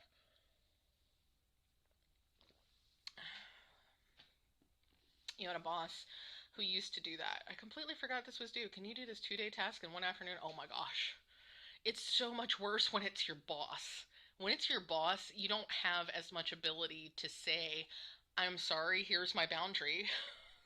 When it's a coworker, I can do that. When it's my boss, like, that's the one thing I will say, is that I do kind of wiggle my boundaries for my bosses, but I have like I technically have one boss, one person I report to, but her boss is also my boss. And I will often get tasks from either one of them.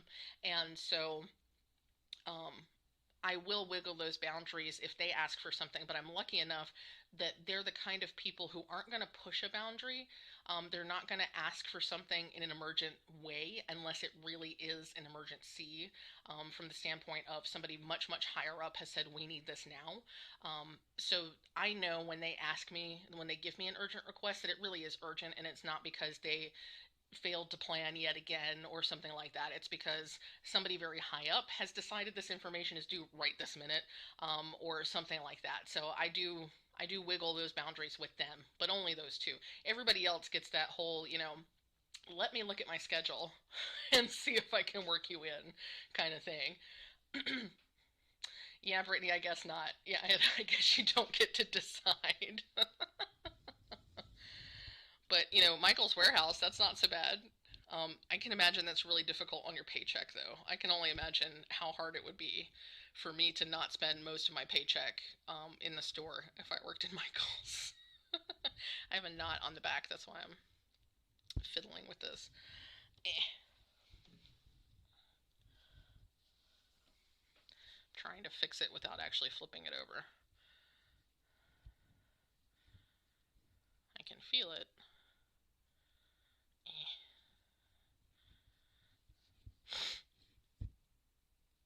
Now my nose wants to be running because I've been talking for an hour. Worried about the noise going back too. Okay, I'm glad I'm not the only one about that, or who's nervous about the going back to an office environment.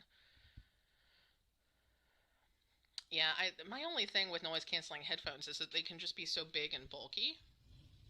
So um, I do worry, because of our corporate culture, that it might be looked down upon if I get noise canceling headphones. Okay, I'm gonna have to flip it over and mess with this knot because it's gotten good and in there. Um, but yeah, so sometimes, and it's very frustrating. It's like we all have to work out in the open with each other, but then there's this idea that you're somehow being antisocial if you are wearing headphones or keep your door closed or anything like that. And I'm like, but you need me to get my work done. And I'm the kind of person that can't do quality work if people are talking all the time right next to me or making loud noises. Or there was a while where a person in a cube very close to mine would listen to, or she wasn't using headphones. That was the whole issue. She would watch work related videos and live streams on her computer on the speakers in the middle of the office. And her computer was literally in the middle of our part of the office. And I could constantly hear it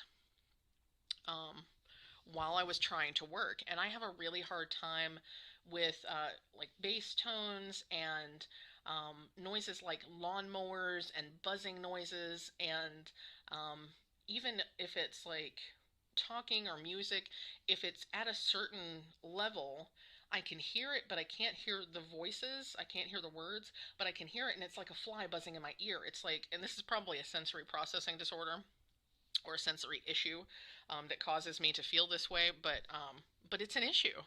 And it feels like nails on chalkboard, and it prevents me from being able to concentrate. And I had to say something to somebody about it because it was incredibly distracting to my workday. And that was just one person doing one thing. And now I've been working at home where I can have it totally silent, especially if Adam's at work. I might sit here for most of the day with nothing. Not a TV, not a radio, nothing. And and that's how I work best when I have to do really intense intellectual work. If I have to work on spreadsheets, if I have to do some really important reports and stuff like that, I normally will turn off all the sound because my brain is so loud that any other noise just makes it so I can't think straight. That's just how my brain works. So yeah. Yep. So the office is going to be an interesting place. I'm hoping I won't have to worry about it before September. So we'll see. I'll figure something else before then. something else out before then. Noise canceling in ears too. I'll have to check that out, Ellis. I really will. Yeah, Christine, you're right. You don't have a choice with everybody, but it's good to exercise that choice when you do have it. Quick meal, yay, seahorse. I have nothing quick. I have a steak that I've been meaning to cook for days. I hope it's still good. I got it from Home Chef. It's actually got fingering potatoes and Brussels sprouts, and it's a big old ribeye steak to go with it. And actually, today I probably will cook it because today I finally feel like I have an appetite. The last couple of days, I've just been like, I don't care what I eat. It's just, I know I have to eat food, but I'm not hungry. Constantly shopping at Michael's, yeah. Thank God for discounts.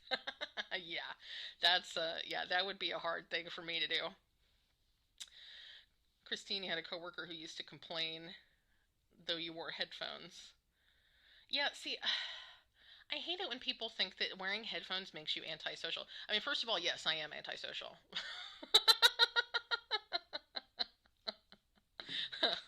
I'm not really antisocial. I'm an introvert. I don't deal well with like small talk and chit chat.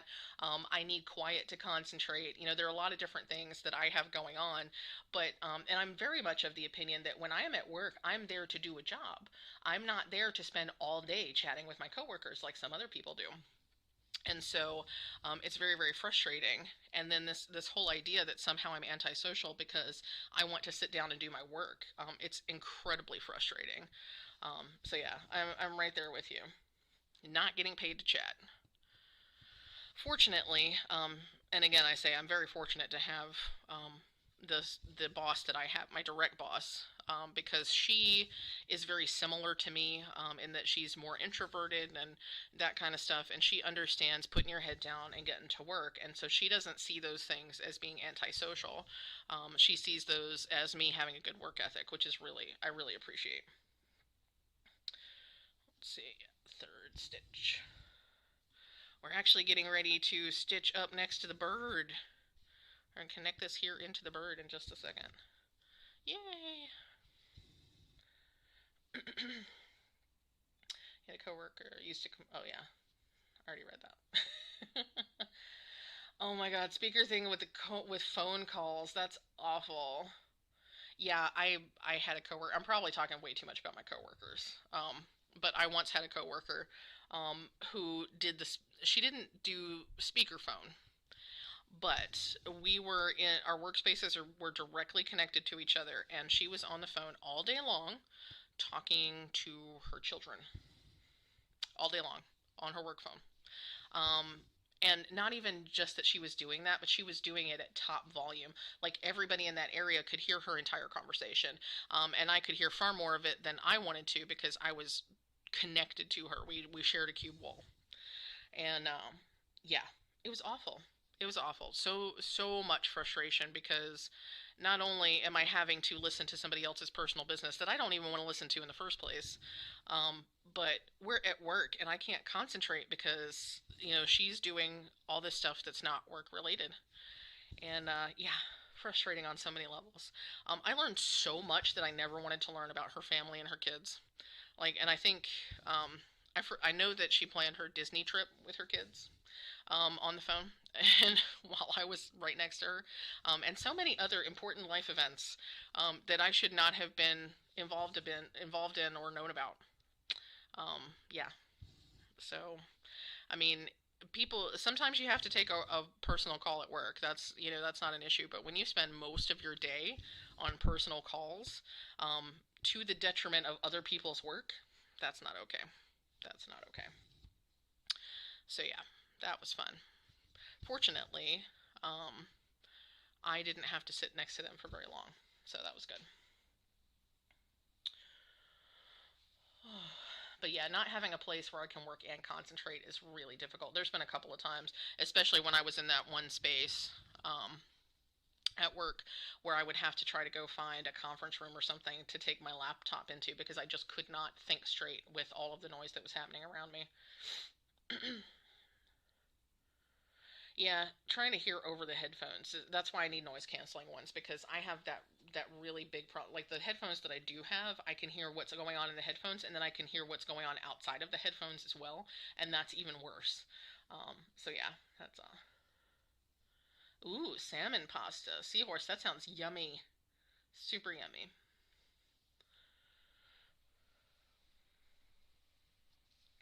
Yeah, Ellis, that's kind of my situation too. It's not my boss, but there's this idea that we're more collaborative.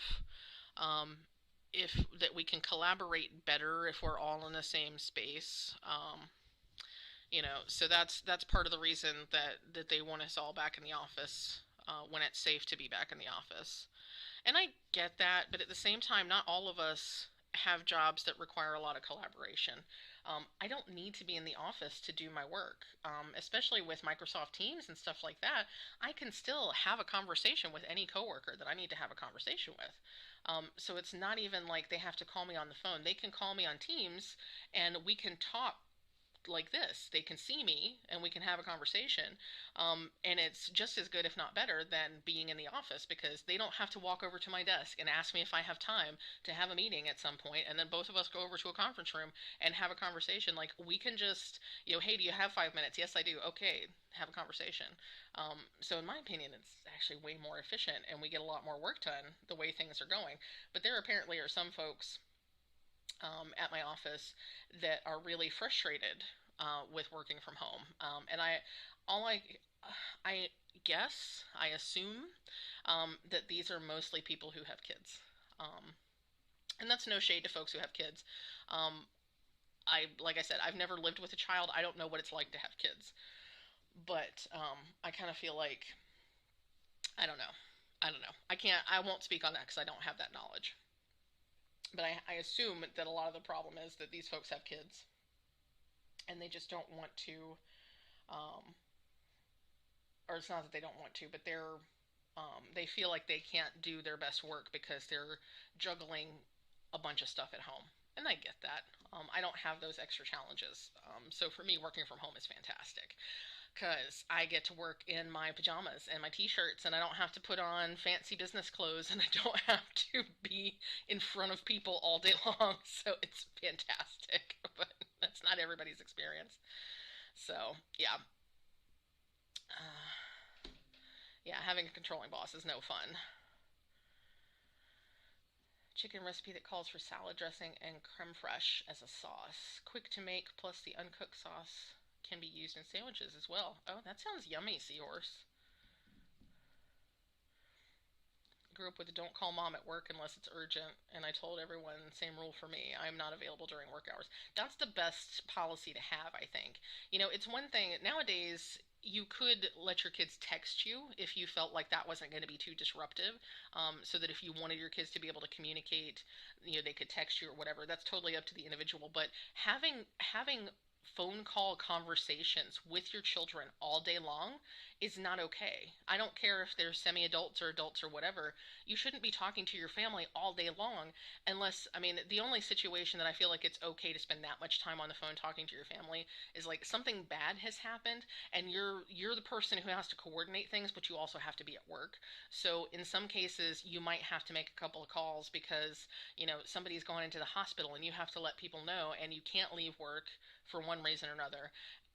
But you've already let your boss know this, so your boss is aware of the situation. But this is not a thing that you do every day just because you feel like it. It's just not. So yeah, I'm totally there with you. It's best to have that rule with your kids. Like no, unless it's urgent or an emergency, you don't call mommy at work. And that's the way it was when I grew up. I'm not even sure if I had my mom's work number. I think the school must have.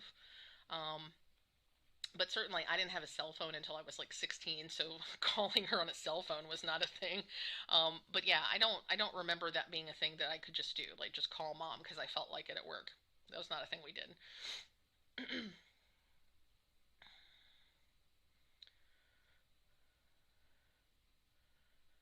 Yeah, see that's seahorse. That's kind of the way it should be. Like if I were to have younger kids, now, I would be like, okay, you have my phone number. You can text me if you want. Understand, I may not be able to respond right away.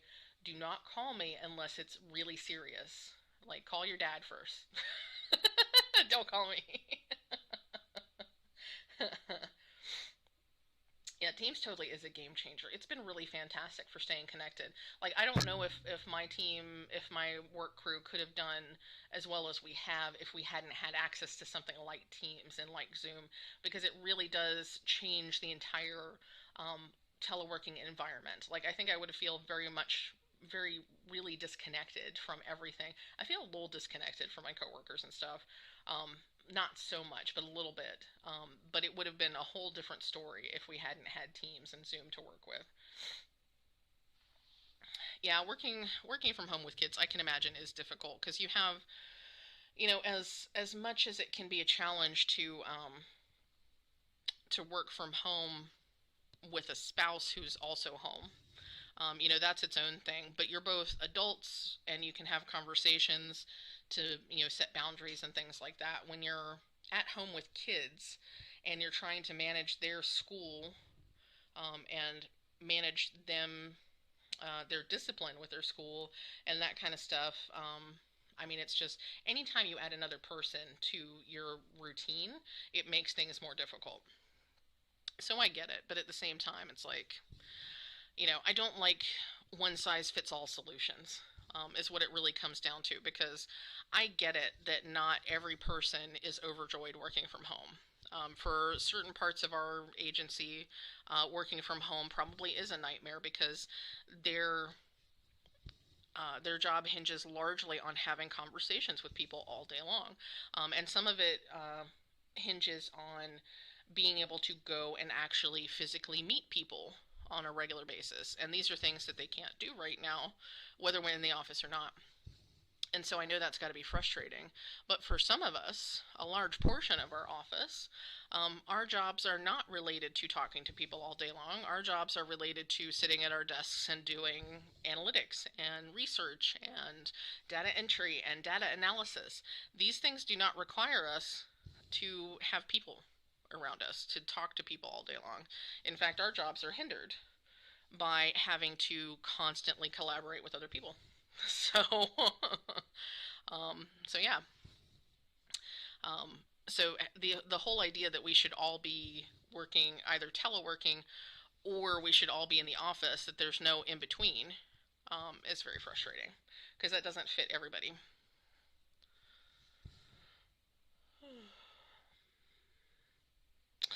calling calling insurance or utility companies to complain during the day. That tells me that somebody doesn't have enough work to do, is what that tells me. If you have time to call and complain to something during your workday, then somebody needs to give you more tasks, is my opinion. Because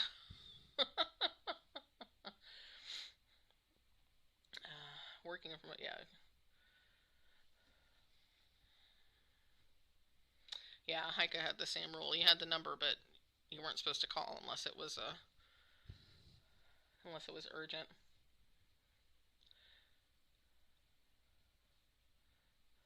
Yeah, my mom used to do that too, have me call her when I would get home. It wasn't so often when I was little, because when I was little, my brother still lived at home, and he's 12 and a half years older than me. So by the time I was old enough to be going to the bus stop by myself and coming walking home from the bus stop by myself, he was old enough to be a caretaker at home with me. So I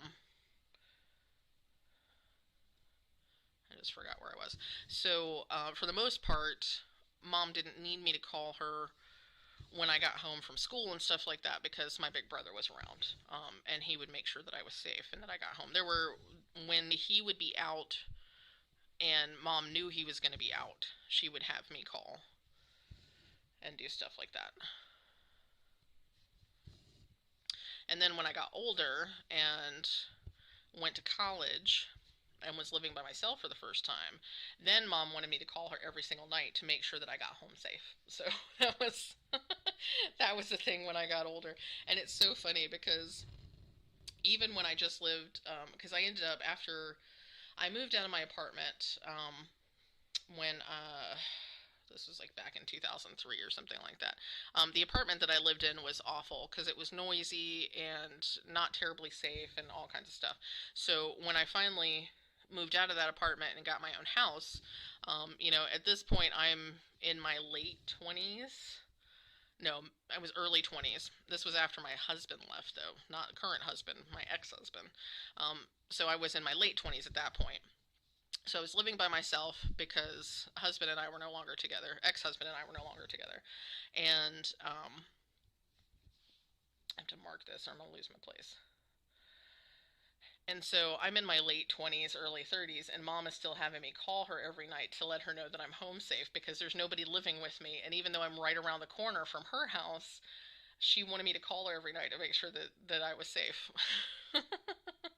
And you know, I was frustrated with it at the time because it can be a little burdensome to have to call your mother every time you come home. But now that I'm older and now that I can't call her, I have a whole different appreciation for it because I know she just wanted me to be safe. That's all it was really about.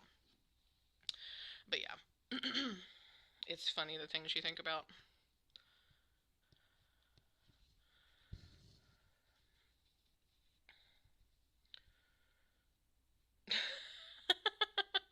She didn't have enough work and then would ask for more and then complain that she had too much work. Yeah, I love those kind of people who are like constantly talking about how busy they are, how underwater they are. So the same coworker who is constantly not planning correctly and not meeting deadlines and things like that. The same coworker is one of those people that constantly complains about how overburdened and how busy they are and how they have so much to do that can't possibly take on anything else. And I'm just like, well, if you would just sit down and do your job instead of running around like a chicken with your head cut off, then perhaps it wouldn't feel so much like you are overwhelmed. Maybe. That's just my opinion. Yeah. Got your driver's license. She suddenly got me a mobile phone, and I had to call her when I went anywhere to tell her I arrived safely. Yup, I know that feeling. That's why I had a mobile phone. So I had a mobile phone when I was 16, and the largest it was so funny because this was I'm dating myself a little bit here. So when I was 16, the kind of mobile phone that you could have was one of those bag phones, and it only worked when you plugged it into the car lighter. So you couldn't just, I mean, you could carry it around, but it had no battery life whatsoever. And so it was intended to just live in your car in case you had an emergency. So that's the kind of cell phone I had, that my mom would she allowed me to have. And it was literally because I was driving back and forth from home to school, and I was going to a magnet school that was about 30 minutes away from our house.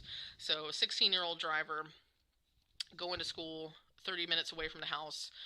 That's why I had a cell phone, just in case I broke down, in case anything happened, all that kind of stuff. And it was one of those big bag phones. But yeah, I totally was one of those kids that had to check in with mom all the time.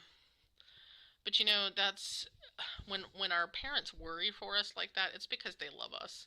I mean, some parents definitely take it to extremes, but for the most part, it's because they love us and they just want to know that we're safe. And I can understand that now. I didn't necessarily understand or respect that back then, but I understand it now. And I think you get a different kind of perspective when your parents aren't around anymore to worry about you that way. It's like this thing my stepdad used to do. My stepdad constantly would ask you if he would, like, you'd call him and talk to him, and one of the first questions he would ask is, have you eaten? What did you eat? And he constantly wanted to know what I was eating. And I never did understand why that was, until I didn't meet my stepdad till I was in my 20s. My mom and dad split when I was 22.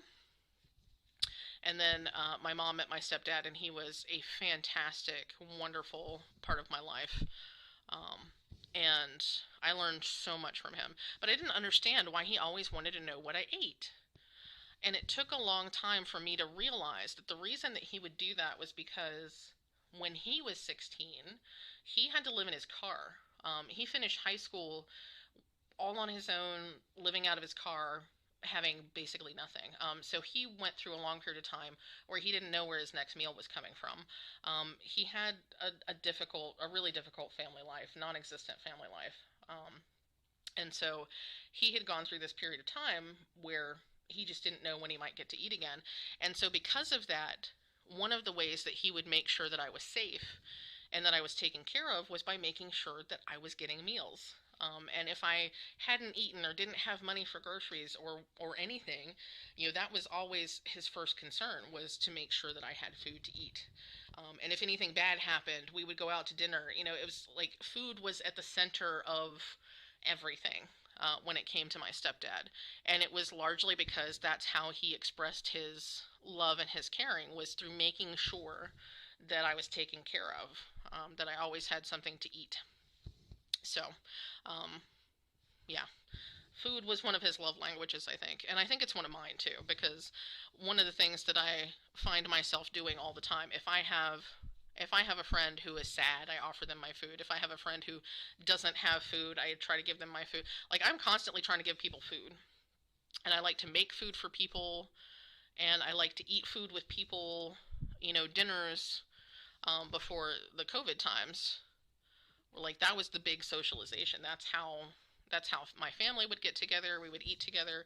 That was just kind of like, it's how we always did everything. So food is kind of at the center of my connections with people too, which can be problematic.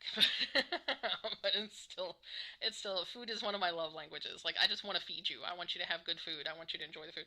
So it's difficult for me because I have a number of friends who either they have various gastro issues, so they can't just eat whatever, or they're just not about food or whatever. So it can be difficult for me because, like, yeah, when I have a friend who's trying to eat a healthy diet and I constantly want to give them brownies, it doesn't work so well.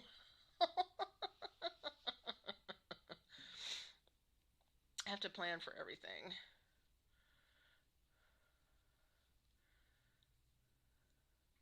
Yeah, Seahorse, I get you. I mean, I don't plan everything, but I do kind of have to have some kind of plan in mind when I get ready to do stuff, because, like, and this is a kind of process that I go through every morning when I wake up. It's like, what are the things that I have to get done today, or what do I want my priorities to be for the day? Because if I don't kind of set that intention in my brain, I might just meander through the day and get nothing done because my brain never settles on anything. Excuse me. So yeah, I'm there with you. Hi, Julie. Welcome back. I'm probably, oh, it's already 1 o'clock. Dang. I might do like one more motif or something, and then because I probably, since we're talking about food and stuff, I should probably go figure out some food for myself.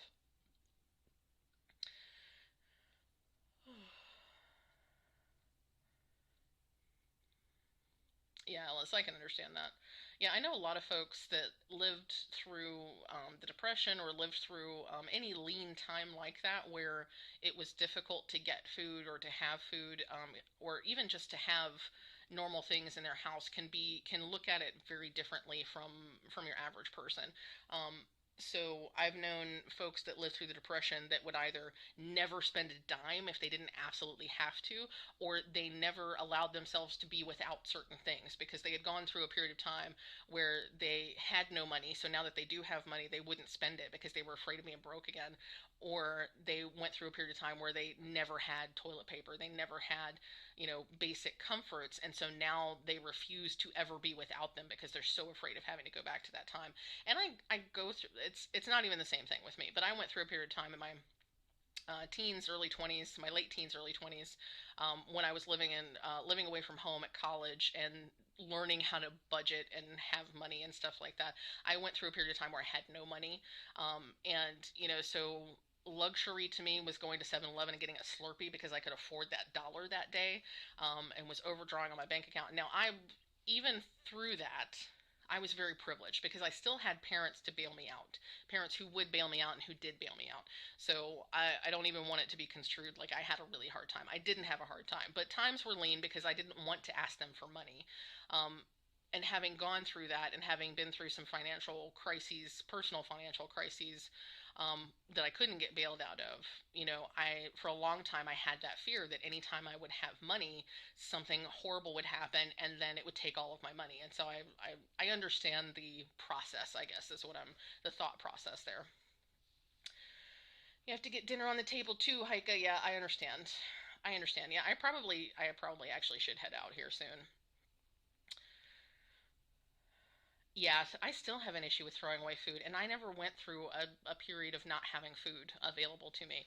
I have this weird thing about hoarding snacks and stuff, and I don't know where that comes from because I have never in my life been through a period where I could not have food if I needed it.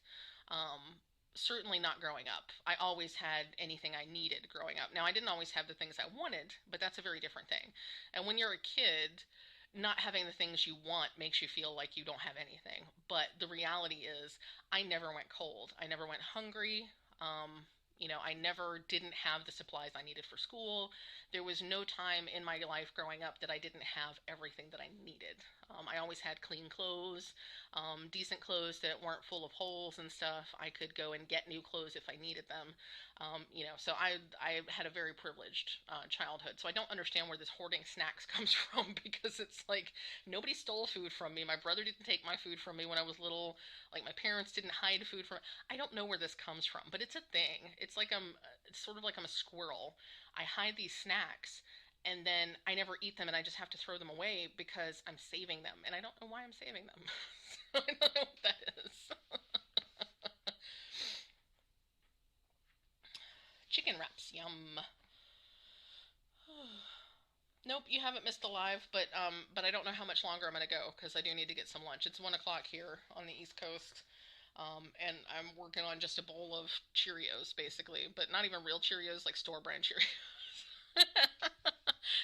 And we're talking about so much food. I probably need to get some food. But I think I'm gonna stitch. I don't want to. Okay, so I'm way over here.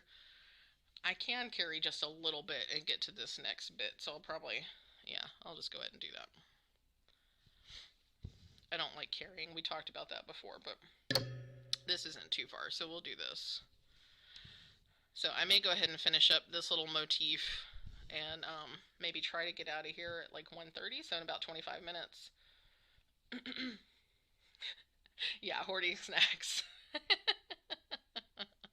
Y'all should have seen my desk at work right before we were told to start working from home. So the day that we got the news that we should start teleworking, we were told that we would be teleworking for about 2 weeks. But I went through my desk and I got rid of all of the snacks that I thought might go bad in the next 2 weeks or so.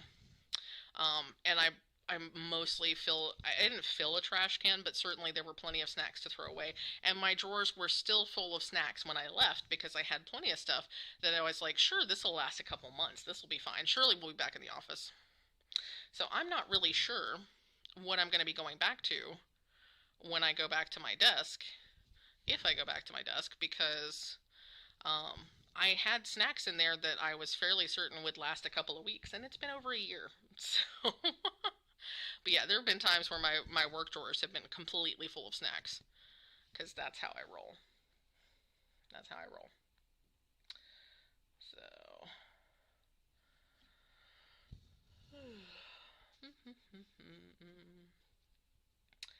getting to your leftovers in a minute too. Yeah, just fed your cats. They were staring at me. Yeah. I totally understand that. It won't be long before my cats decide that they need to eat too. They eat earlier and earlier all the time. So it used to be that they get fed first thing in the morning, either when I or Adam leave, and then they would get fed again in the evening when I got home from work, which was about 5:30. So they have dry food available to them all the time, but we feed them wet food twice a day. Well, since I've been home, their evening dinner time has gone from 5:30 in the evening to now sometimes they ask for dinner at like 11 in the morning. So they've just had breakfast at 7 a.m. and at 11 a.m. they're asking for dinner and I'm like, "No, no, this is not how this works." But they can be persistent little buggers. They really can. let's see. And now that I'm talking about food, I'm really, really hungry. I might have to go ahead and fix that steak. I might just have to do that.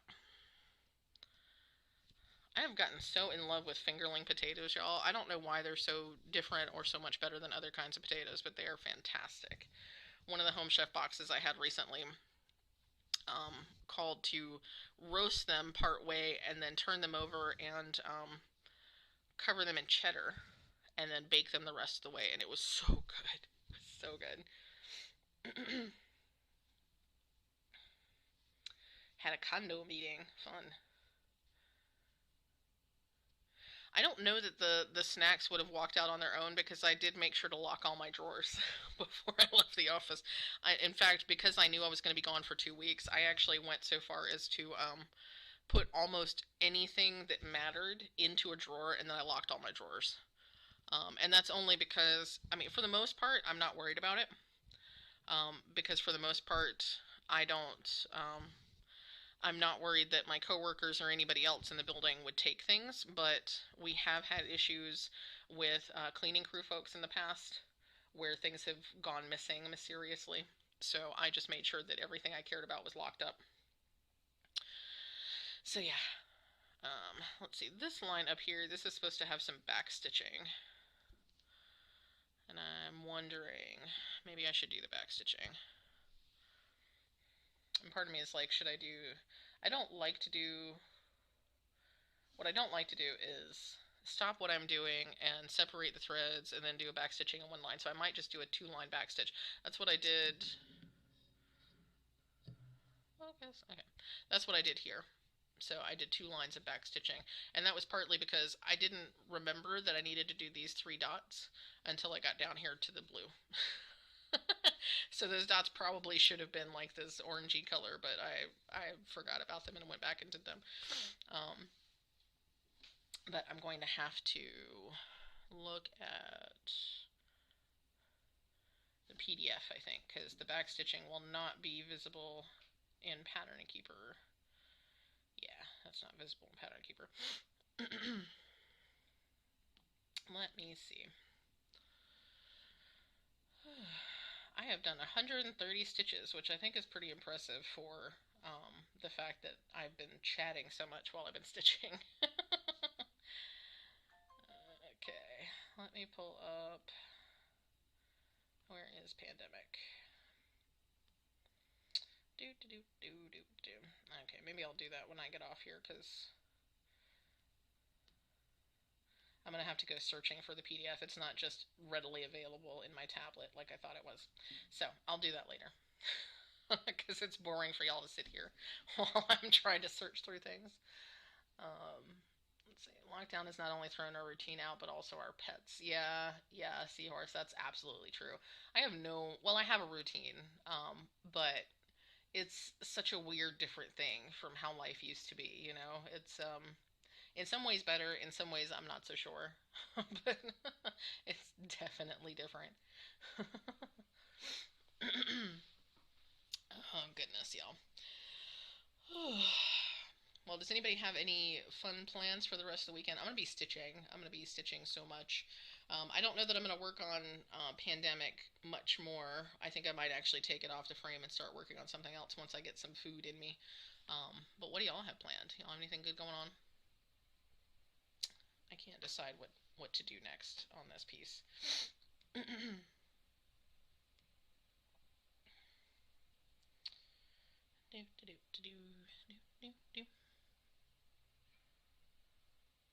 Oh, I can come down and do that piece. Okay. I know where to go now.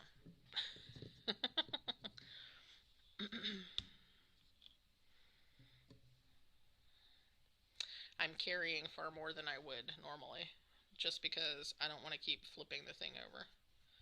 Is that going to be... Okay. That should be fine. Actually, I'm going to flip this over now. That's farther than I want to carry it.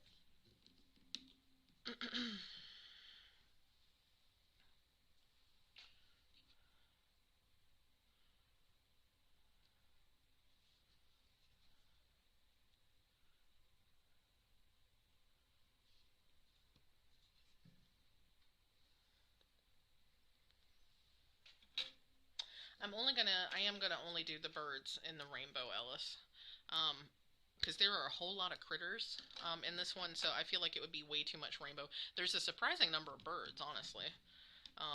Because in this part of the chart here, there's going to be there's another bird that faces the opposite direction here. So even just in this part of the chart, there's two birds. This little squirrel I didn't realize was a squirrel until after I'd stitched it, because at the time I actually had my piece flipped upside down and I was stitching on it, because stitching in this top corner is sometimes uncomfortable because reaching up here is not as fun. So I didn't realize it was a squirrel until after I'd already done it. And then I was like, oh, well, I missed that opportunity. But yeah, I feel like if I did all the animals in rainbow, it would just be way too much rainbow. And I do want it to be a nice pop of color. So probably just the birds. And there's gonna be plenty of birds throughout. So that's how I'm gonna do that. Oh, you're gonna get to see a friend you haven't seen for a whole year. That's awesome. Yes, I'm so glad that you're getting to hang out with a friend. Dyeing Ada and spinning fiber. That sounds really fun, Seahorse. I want to dye some fabric like y'all wouldn't believe, but I don't have any fabric to dye. So I actually am planning on building a stash of fabric to dye. I'm working on getting the funds together to purchase it, and then it'll probably be like a month before I actually get the supplies in.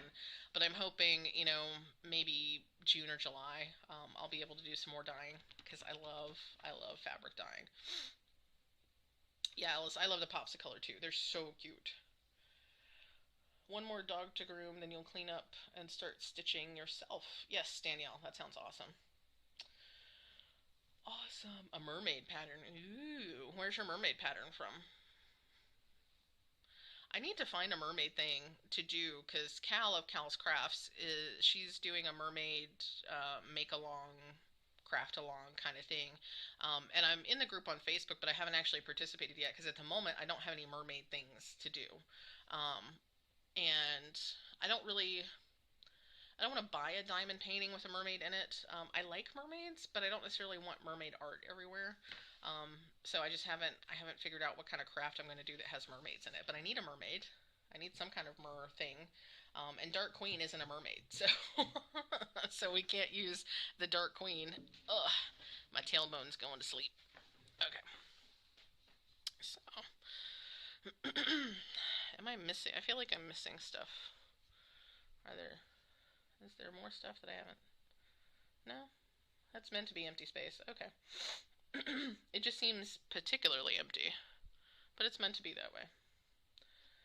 That's how it do.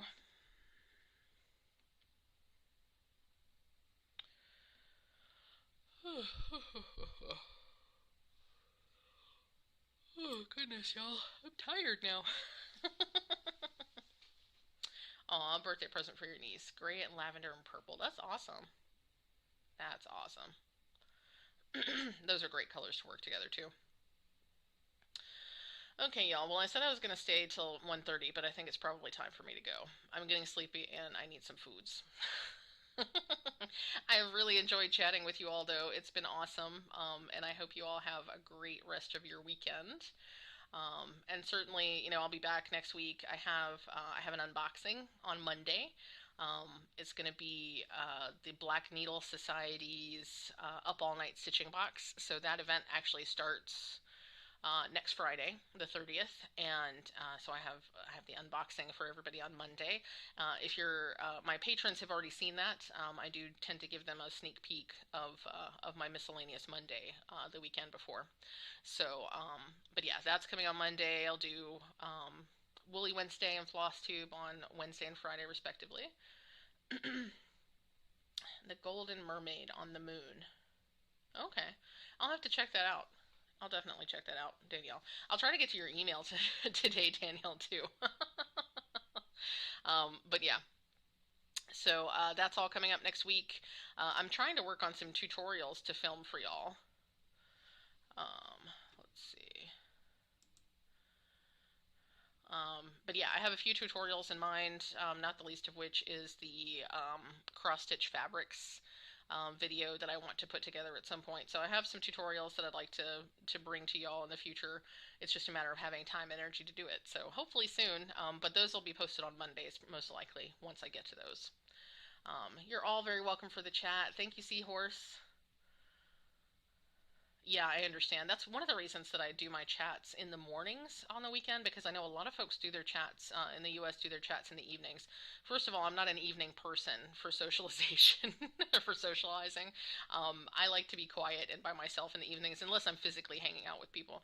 So I prefer to do my chats in the morning, and I do find that that helps with folks in Europe getting a chance to join in too. It has been lovely, Ellis. Thanks so much for coming in. I will definitely try to have a nice lunch. And y'all will see all my stitching progress on Friday. So thank you too, Julie. I appreciate it. I hope you have a great rest of your weekend also.